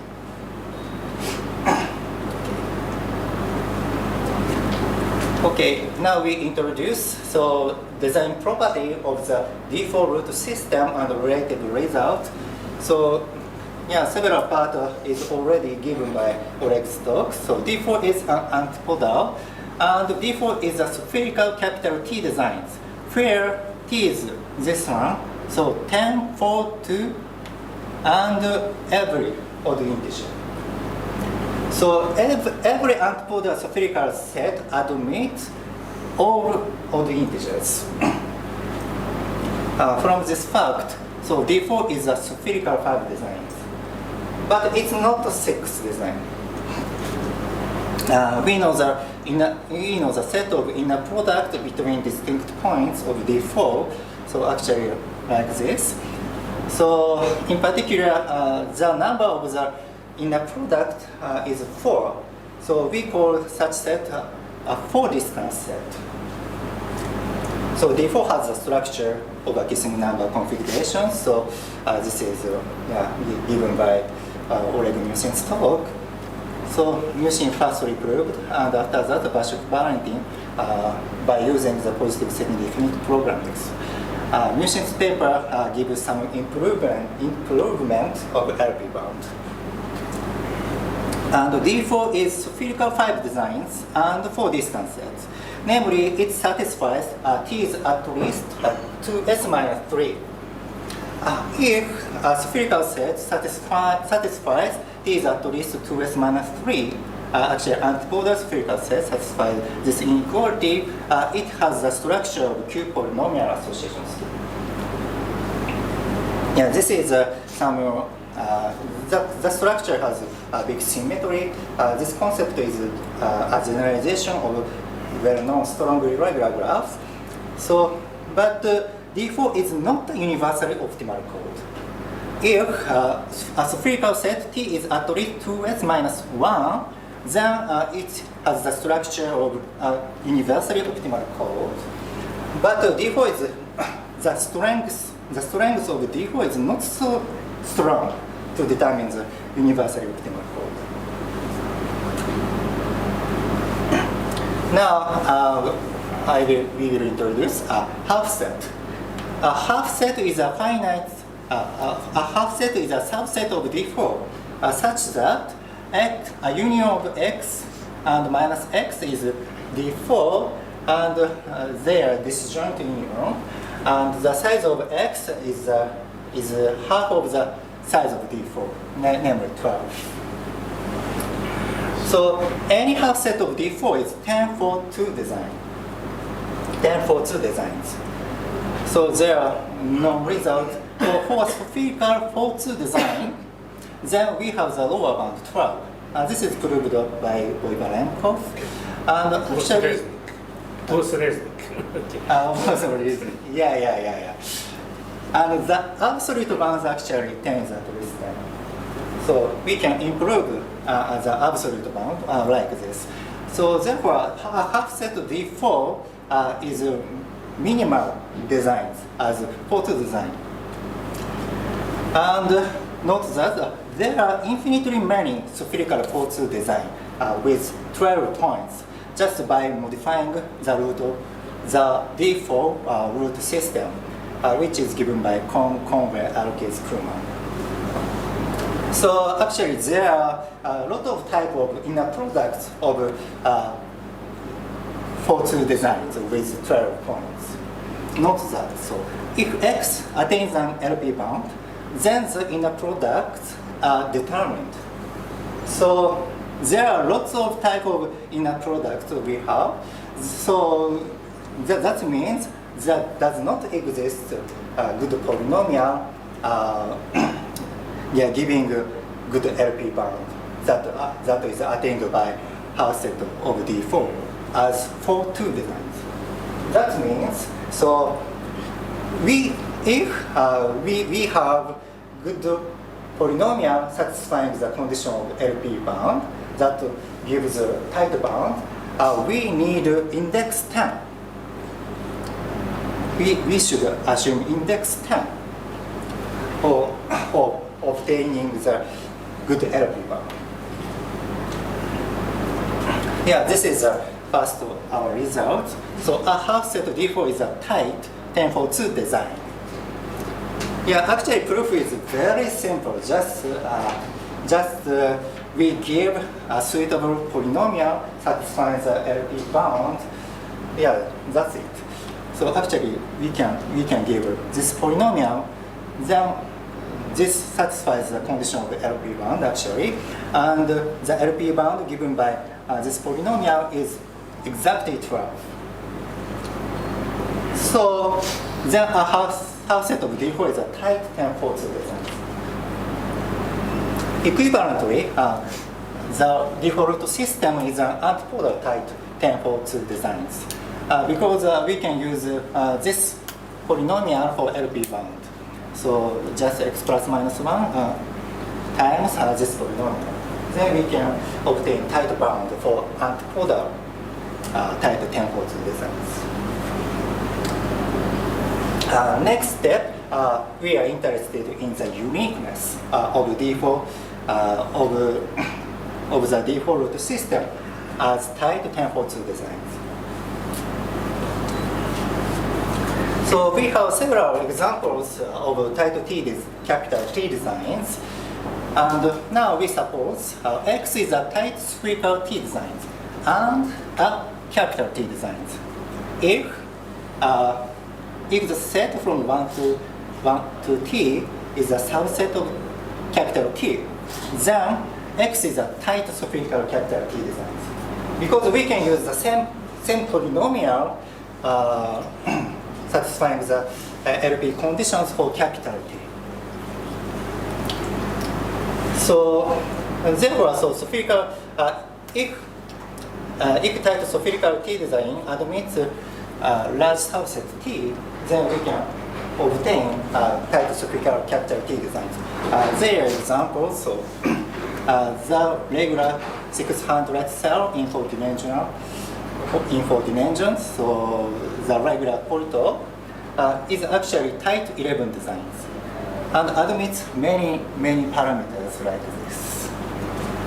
So this set is tight capital T designs. And E8 is the shortest vector of the E8 root lattice, and the shortest vector is the Leach lattice. They are spherical tight 7 and 11 designs respectively. And actually they admit 10 and 14. So they are also capital T design for these values. So the situation for D4 is different, slightly different.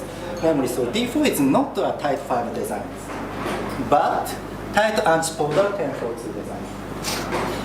Yeah, this is a first example satisfying such conditions in the literature actually. So, and moreover, D4 is unique as a tight antipodal spherical 10-for-2 designs. This proof is very similar to the method of the 600 cell given by Voigovarenkov and Danev. So now we know the information of inner product because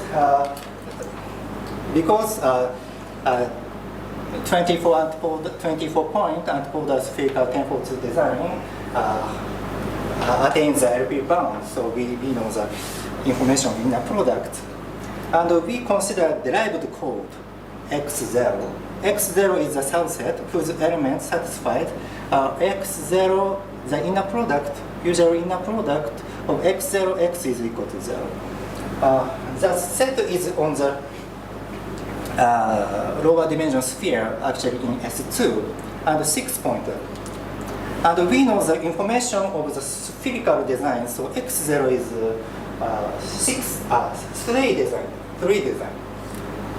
6.3 design, it must be regular octahedron in our field. Actually, X is uniquely constructed only from X0, just to we add points to X0 while maintaining the conditions.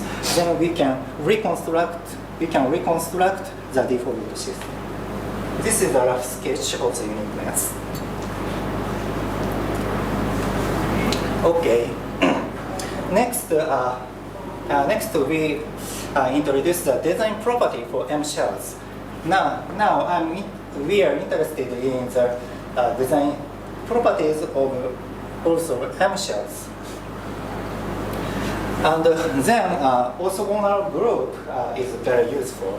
So irreducible reflection group WF4 acts on the default lattice, it's known. So then the M shell can be decomposed by the orbits of the WF4. Now we denote HAM-IG. HAM-IG is the G invariant polynomial. That is a homogeneous harmonic polynomial with degree I. And we know this equivalent conditions. An orbit is a spherical capital T designs for any I, and F is in HAM-IG, then this summation is equal to 0. So it's enough to check polynomial in HAM-IG. So then we need the information of HAM-IG. So especially, so we know the dimensions by the harmonic modern series like this. This is very explicit information. So this is Holman power series. Actually, the coefficient of T to the I is the dimension of the HAM-IG. And we can calculate phi WF4, then like this. But this means that every orbit is a 1042 design. And now M shell is a disjoint union of orbits of WF4. So M shell is also 1042 design. So every shell has a design property, so 1042 design. So, and now we are interested in the exact strength of the M shells. Namely, so D4 is a spherical 6 designs or not.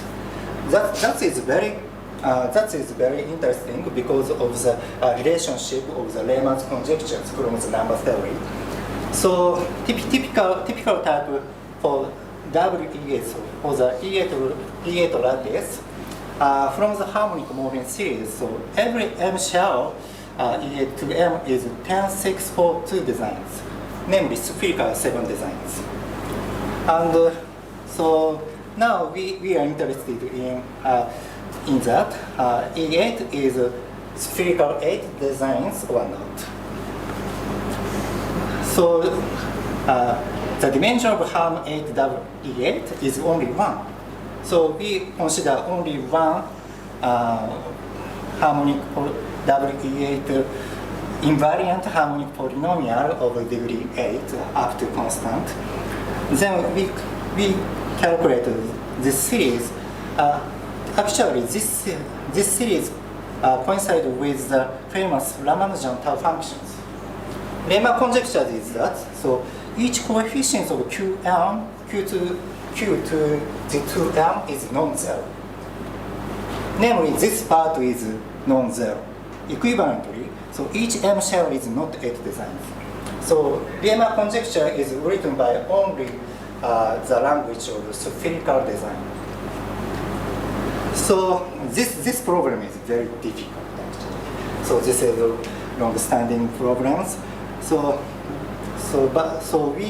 we can consider analogous theory for other lattices. So Euclidean, two-dimensional Euclidean lattices are successful. So that's proved by Bannai-Miyazaki and Bannai-Miyazaki-Yuri. Only for two-dimensional Euclidean lattices we have good results, but any other dimension we don't have such results. So now we are trying to consider an analog for D4, namely D4-2M is not spherical 6 design. This is partial. We can obtain a partial result about the problem.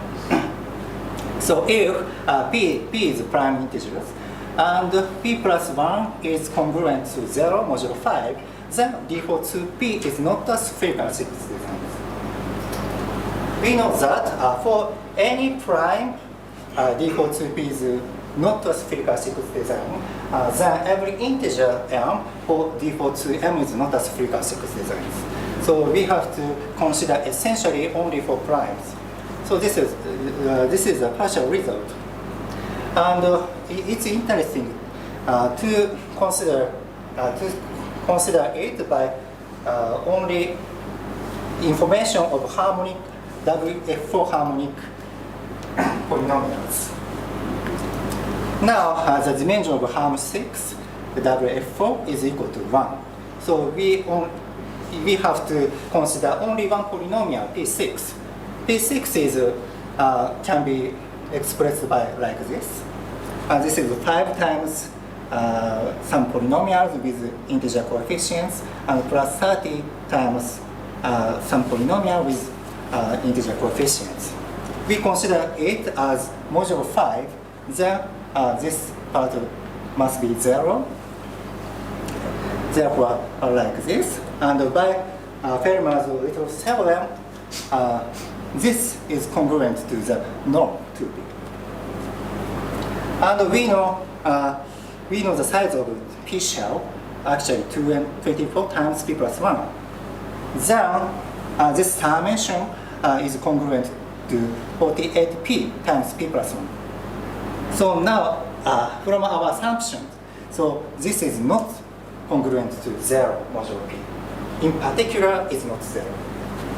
This is very simple proof, only from using harmonic polynomial. Okay, yes. And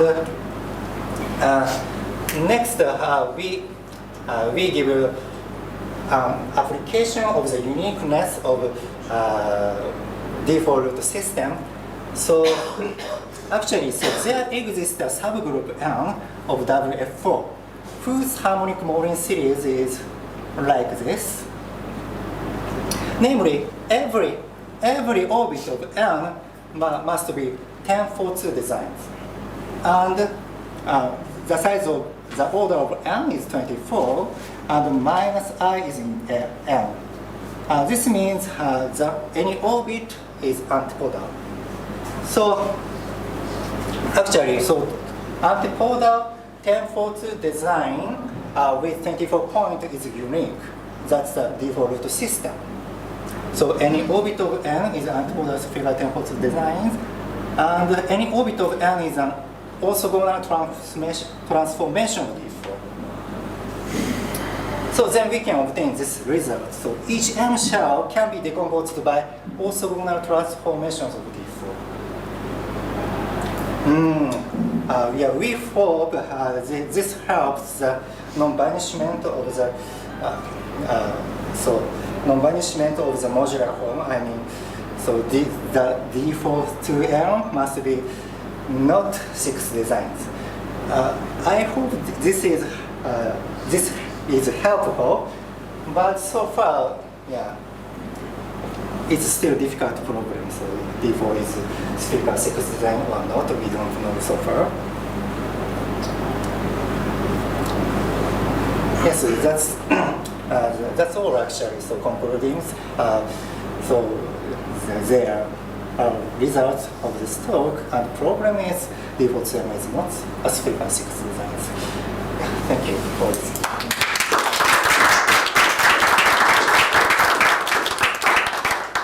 Questions? Not question, but comment. When I saw Hiroshi's abstract, I was surprised. My first thought was, how did we miss this? So some 20 more years ago, Sasha Bark organized some workshop in the Netherlands. And in the proceedings, we investigated non-trivial, what we call the non-trivial indexes of designs. And we claimed that we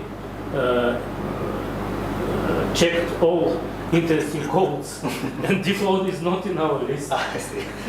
Okay, and this is because the pattern is unusual. So twofold, and not what we call skip one, you skip 2, 6 and 8. So I cannot, maybe one more problem, prove that default is the only tight twofold 10 antipodal design. So in all dimensions. Yeah, all dimensions. Change dimensions, prove that no other. Yeah. Or should we say one more uniqueness. So actually, so index 10 give a big It gives the union products, the uniqueness of power. Unfortunately, it is algebraic uniqueness. I mean, like here we have everything. We have equation, always we have inequality. More questions? Just curious, is there any particular, maybe that's the wrong way to phrase the question. Do you think anything would be gained or lost by instead interpreting this as a design in the real projective space? Instead it would be what, a 5-2-1 design in that case? 5-2-1 design. In the real Projective space. Yeah. Yeah. That's actually equivalent to projective 5-2-1 design. Yeah, that's it. Would that simplify or complicate any? The same, actually, his proof works with, so he said half set and so on. He works in the projective space. Yes. Any further questions? Comments or homework for the speaker?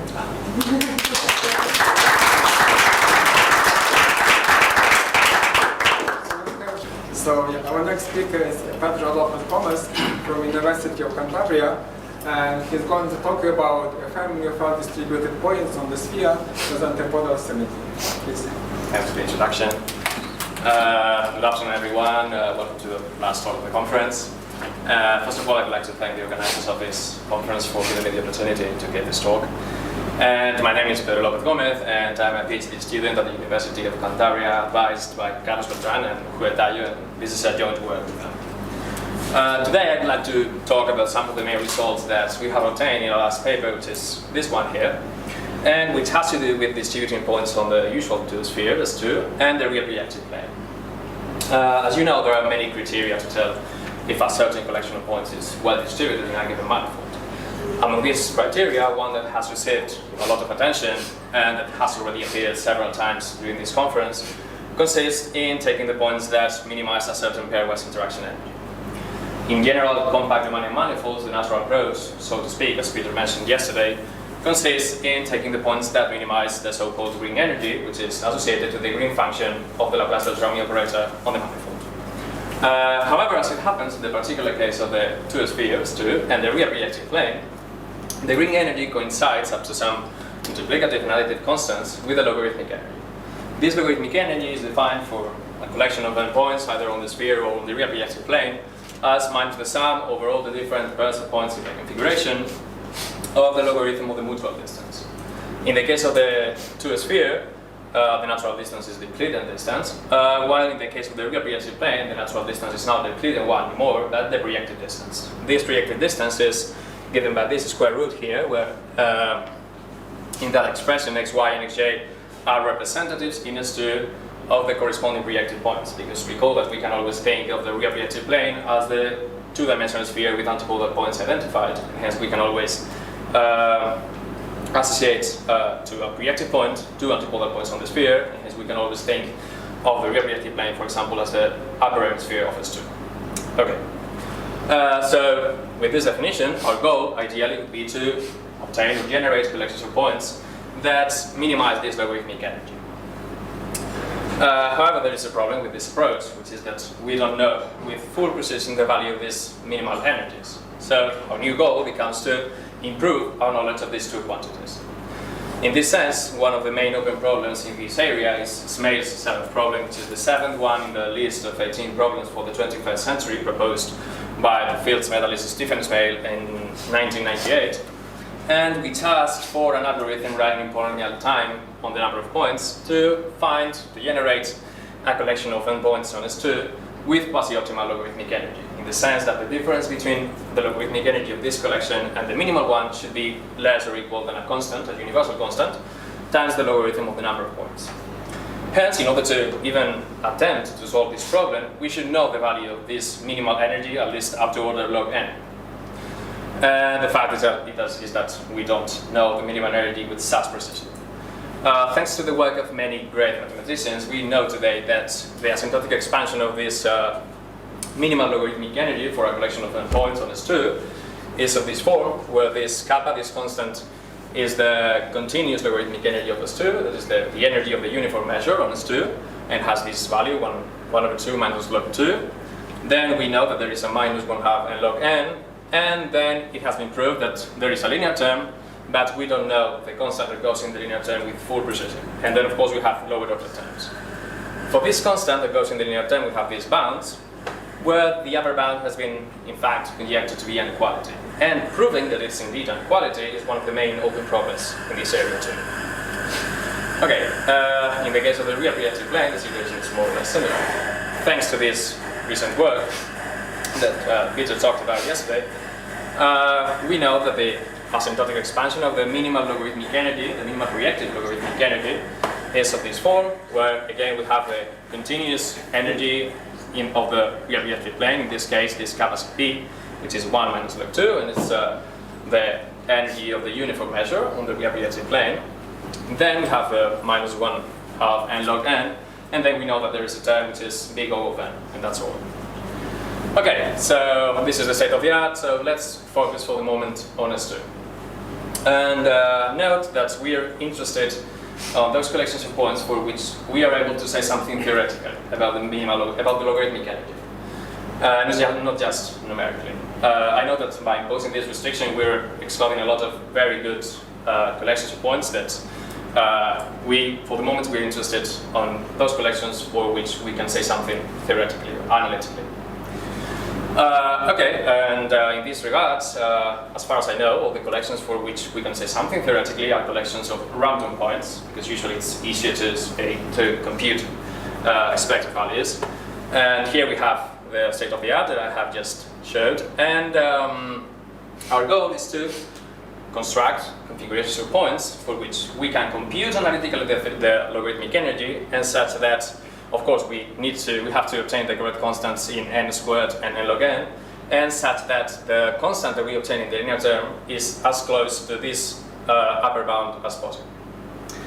Okay, so our first very naive approach would be to take independent, identically distributed random points, uniformly distributed points, and for this collections of points, it's very easy to compute the expected value of the logarithmic energy, and it's of this form, where, as you can see, we have the correct constant in n squared, but we don't obtain the correct minus 1/2 n log n, and of course we don't have the correct linear term. A better approach is the spherical ensemble that Jordi talked about yesterday, which, as he said, it's equivalent to taking points obtained from the eigenvalues of random matrices with complex Gaussian entries. these eigenvalues live in C, and with the inverse seraphic reaction, we can map them to the sphere, and we can compute the expected value of the logarithmic energy. And it's of this form, where now we have the correct constants in n squared and n log n, and then in the linear term we have this log 2 minus gamma over 2, where this gamma is the Euler-Mascheroni constant. And the approximate value of this constant is around 0.4045, which is still quite far from the conjecture value for the constant. Okay, an even better approach consists in taking zeros of random complex polynomials. This approach was followed by Armentano, Beltrán, and Sud in 2011, and it turns out that if we take the zeros of these complex random polynomials and we map these zeros, again with the inverse seraphic reaction, to the sphere S2, we can compute the expected value of the logarithmic energy of these points, and we obtain this expression where we have the correct constant in n squared, the correct constant in n log n, and in the linear term we obtain this minus kappa, so it is around 0.1931 positive, so still quite far from the conjecture value. And finally, the best approach to nowadays is the so-called diamond ensemble, which was introduced originally by Beltrán and Italia in 2020. I'm going to talk in much more detail about this construction in the next slides, but for the moment let's just think about this construction as points in parallels of the sphere. And for this construction, Beltrán and Italia are able to compute the expected value of the logarithmic energy, and they obtain this asymptotic expansion for the logarithmic energy. So we have the correct constant again in n squared and in n log n, and then in the linear term we obtain this constant, C diamond, which is this minus 0.049, etc., which if you compare it with the conjecture value, it's very, very, very close. Okay, so here you have a picture of the diamond ensemble. As I've said, you can see that the points are distributed on the parallels of the sphere. And so this construction goes as follows. You take the two-dimensional sphere S2, you place the north and south poles, then you choose a certain number of parallels on the sphere, and then on each parallel you allocate a certain number of roots of unity, conveniently scaled, equispaced points, and then you introduce a random phase on each parallel so that you can compute the expected value of the energy. If you want the exact coordinates of these points, you have them here. As you see, it's just they're just roots of unity scaled to be in the corresponding parallel height set A. But actually, I only want you to remember that we're going to index the parallels by J, and that the points that we're going to allocate on the parallel J, which is at height set J, is Rj. That's all you have to remember about this construction. So the important question now is, how do we choose both the number of points that we have to allocate on the parallel and the heights for the parallels? Actually, about the heights, I'm not going to talk in detail about that because it's not really complicated. We have an expression for the energy of this construction of points in parallels, and we just have to differentiate this expression, equating it to 0, and we obtain the optimal heights. So that's all. But actually, the question about how to choose the optimal number of points per parallel is more tricky. In the original paper, Beltrán and Italia came up with a heuristic argument to determine the number of points, the Rj that we have to allocate on the parallel J. And I'm not going to talk in much detail about this heuristic argument, but let's just say that they obtain this curve for the number of points on the parallel J. Let's take a moment to digest this picture again. In the x-axis we have the index of the parallel, so J equals to 1 means the parallel closest to the North Pole, and the last J, say 1,700 maybe, correspond to the parallel closest to the South Pole, okay? And the peak of this graphic corresponds to the equator. And of course we don't care about the continuous graph, because we only care about what happens at the specific integer j's, because we only care about the specific parallels. But the problem, the minor inconvenience with your approach, an inconvenience with this heuristic approach was that it doesn't always give an integer number of points per parallel. So you need to adjust a little bit this construction, and what they did was to trying to approximate this curve by a continuous piecewise linear function, like this. And of course, you can be more precise, and you can take this approximation, which is actually the one that gives the asymptotic that I showed before. And in the original work, they approximate this curve with a continuous piecewise linear function, and this requirement for this function to be continuous actually imposes a restriction on the number of points that you can distribute on the sphere. And after thinking about that, we realized that we don't really need the continuity condition.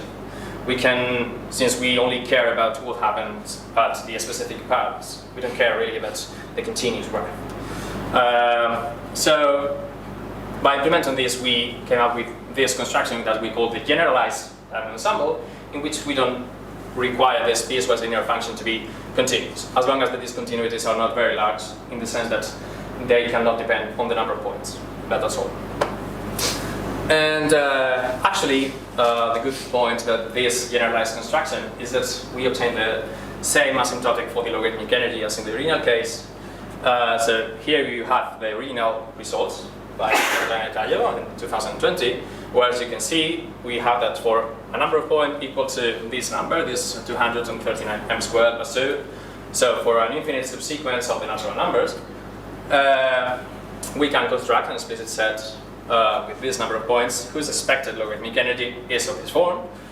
And in our recent work, we generalized this upper bound. And so we have this theorem which says, it's the same theorem, but now for any number of points. So it says that for any given n, for any given number of points, we can construct a set of points on S2 whose expected logarithmic energy is of this form, with the same asymptotic, the same constant in the linear term. Okay, but this construction isn't only good for the energy, but also for the spherical cap discrepancy. This spherical cap discrepancy has already appeared yesterday in Damir's and Jordi's talk. And recall that if we have a family of point configurations that is asymptotically uniformly distributed, then the empirical measures tend to the uniform measure as the number of points tends to infinity. Or, in other words, the collections of points tends to the uniform distribution, as the number of points tends to infinity. And this spherical cap discrepancy measures the rate at which that happens, the rate at which these empirical measures tends to the uniform measure. And so we want to minimize this spherical cap discrepancy.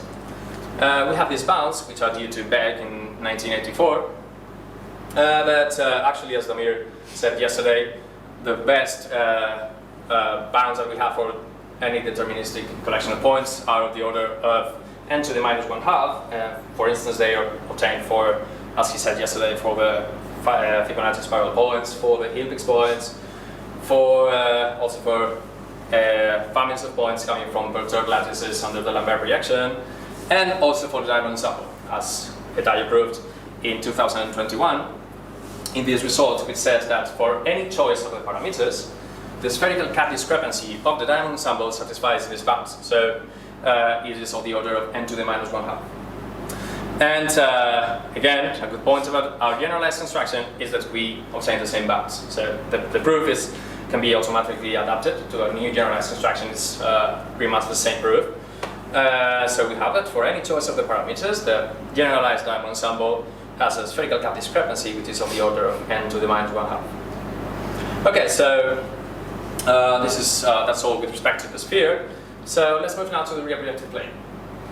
And the remaining main results that I want to talk about have to do with bounds for the projective logarithmic energy. Recall that we had this state-of-the-art for the asymptotic expansion of the minimal projective logarithmic energy. And the first main result of our paper in this sense is this proposition, which says that the projective logarithmic energy of any collection of n points on the real projective plane satisfies this lower bound, where we have the correct constant in n squared and in n log n, and then we obtain this constant in the linear term, where this c log is the constant that goes in the linear term in the asymptotic expansion of the logarithmic energy on S2. Of course, as far as I know, it hasn't been proved that we have a linear term in the asymptotic expansion in the real projective plane, but this is just the lower bound. And the other main result is an upper bound, which is this theorem, which says more precisely that for any given number of points, so it's valid for any n, we can construct an explicit set of n points on the real projective plane with expected logarithmic energy is of this form, where again the correct constants in n squared and in n log n, and we have this constant in the linear term, which is very close to the constant in the lower bound, where this C diamond is the constant that goes in the linear term in the energy of the diamond ensemble. Okay, so let's take a look at the ideas behind the proofs of these two results. Okay, in order to prove the lower bound, we take advantage of the fact that I have already mentioned, that we can think of the real projective plane as the sphere with antipolar points identified. So we start with a collection of n points on the real projective plane, and we consider the collection of 2n antipolar points on the sphere. And the first step in the proof is proving this relationship between the projective logarithmic energy of a collection of n projective points and the logarithmic energy of the collection of the corresponding 2n spherical points. And we have this relationship, which is valid for any collection of points. And we use the lower bound that we already know for S2. I stated it for n points before, but we can also write it down for 2n points. Well, recall that we had this lower bound for the constant C log, which is due originally to Lauritsen, although Beltrán and Lizarte also provides an alternative proof for this bound. And finally, we just have to plug in this lower bound for 2n points in the expression of the first step, and we automatically obtain a lower bound for the projective logarithmic energy with this constant. Okay, and as for the upper bound, we use the diamond ensemble. We use the generalized diamond ensemble on S2, and then we have said that in the original diamond ensemble we have random faces on every parallel, but actually we can choose the faces on the southern hemisphere so that we have antipolar points. We just have to take the same face as in the corresponding parallel plus pi. So we have antipolar points. And actually the difference between the energy of the general diamond ensemble and the diamond ensemble when we impose that we have antipolar points is little o of n, so no problem. And recall that we had this theorem for the spherical diamond ensemble with this asymptotic logarithmic energy. And using again this expression that recall it's valid for any collection of points, then we obtain this theorem which says that for any given number of points we can construct a a collection of n points on the real projective plane with this asymptotic logarithmic energy, where if you compare the constant that we obtain in the upper bound with the constant in the lower bound, they're very, very close. And recall that I said at the beginning of this talk that in the case of the real projective plane, the Green energy coincides up to some multiplicative and additive constants with the logarithmic energy. So we obtain automatically lower and upper bounds for the Green energy on the real projective plane. So we have that the minimum value of the Green energy of n points on the real projective plane satisfies these two bounds, where again, of course, the constant that we obtain are very, very close.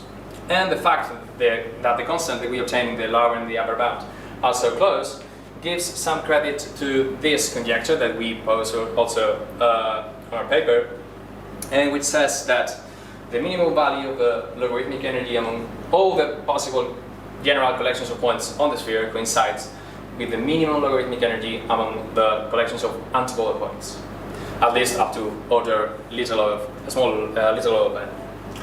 And so, just a few points for you to take away. We generalize the original diamond ensemble so that now it's valid for any number of points, and with a very good property that both the energy and the spherical cap discrepancy are as good in this new construction as they were in the original construction. And we also extend these ideas to the real projective plane, thereby obtaining lower and upper bounds for the greening logarithmic energies on this space, which constitute the best results in that regard thus far. And that's all. Thank you very much for your attention.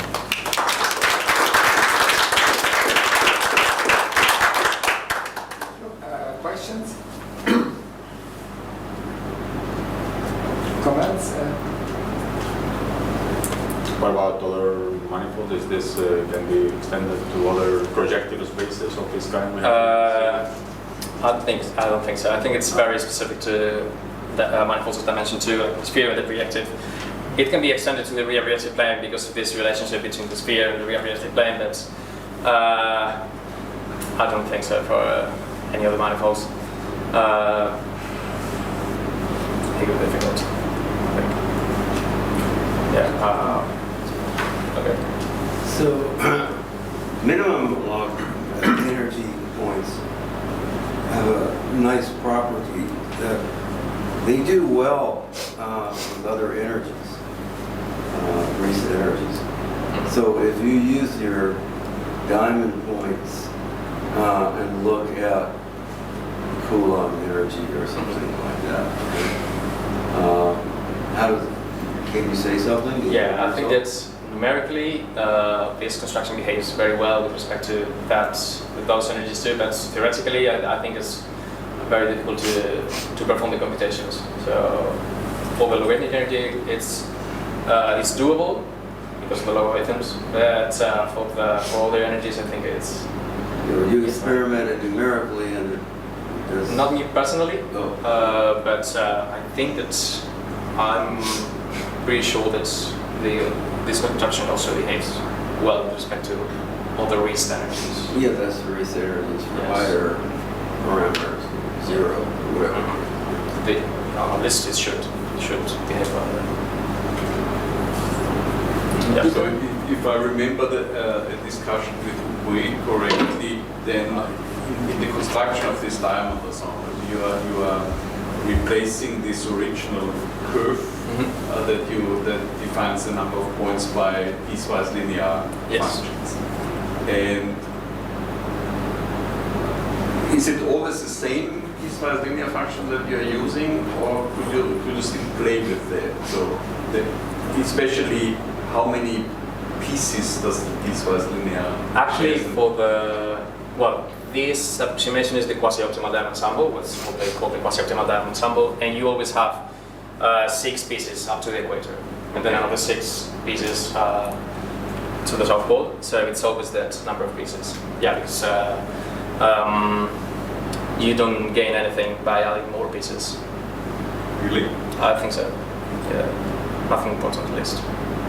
Yeah, because I have this. I have here another additional slide about the heuristic argument, so that you can see the asymptotic. Oh, here it is. This is, although with the heuristic argument we don't always have an integer numbers of points per pilot. They actually compute the asymptotic expansion of the logarithmic energy for this RJs. And you obtain this asymptotic expansion for the logarithmic energy in that sense, in this case. So, and the constant that we obtain the linear term with the approximation, with the quasi-optimal diamond ensemble, is minus 0.0492 something. So you can, the best that you can do is this minus 0.0493.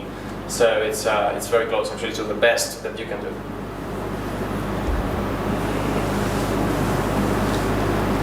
So we talked briefly before about equal area points, which existed prior to your diamond points, and the heuristic is the same, right? In terms of deciding zones and how many points in each zone, that sort of thing. But the exact adjustments that you have, so you made a comparison of that system with the diamond system? In terms of energy? In terms of the energy. And where did you find is there a difference in the coefficient of n that it's worse? Equal area points. But for the equal area partition points, as far as I know, you don't have a theoretical expansion of the logarithmic energy, right? No, we don't have a theoretical expansion, but numerically. Okay. Did you numerically, I think that the equal area partition points are around minus 0.049, right? For the coefficient. For the coefficient in the linear term. Yeah, So yeah, something it's like that. yeah, There's it's something more or in less our the same. book. Yeah, it's more or less the same. So since they're very very similar, it makes sense that the coefficients are very similar too. And yeah, I was taking a look the other day at I think it's your paper with Harding and Michaels, Yeah. which you compare different collections. That's right. We have Yeah, right. and the coefficient that goes in linear term in that case, I think is minus 0.049, etc. So it's pretty much the same as for the diamond term. More questions? If not, let's thank Pedro and all the speakers of today for very nice and beautiful talk.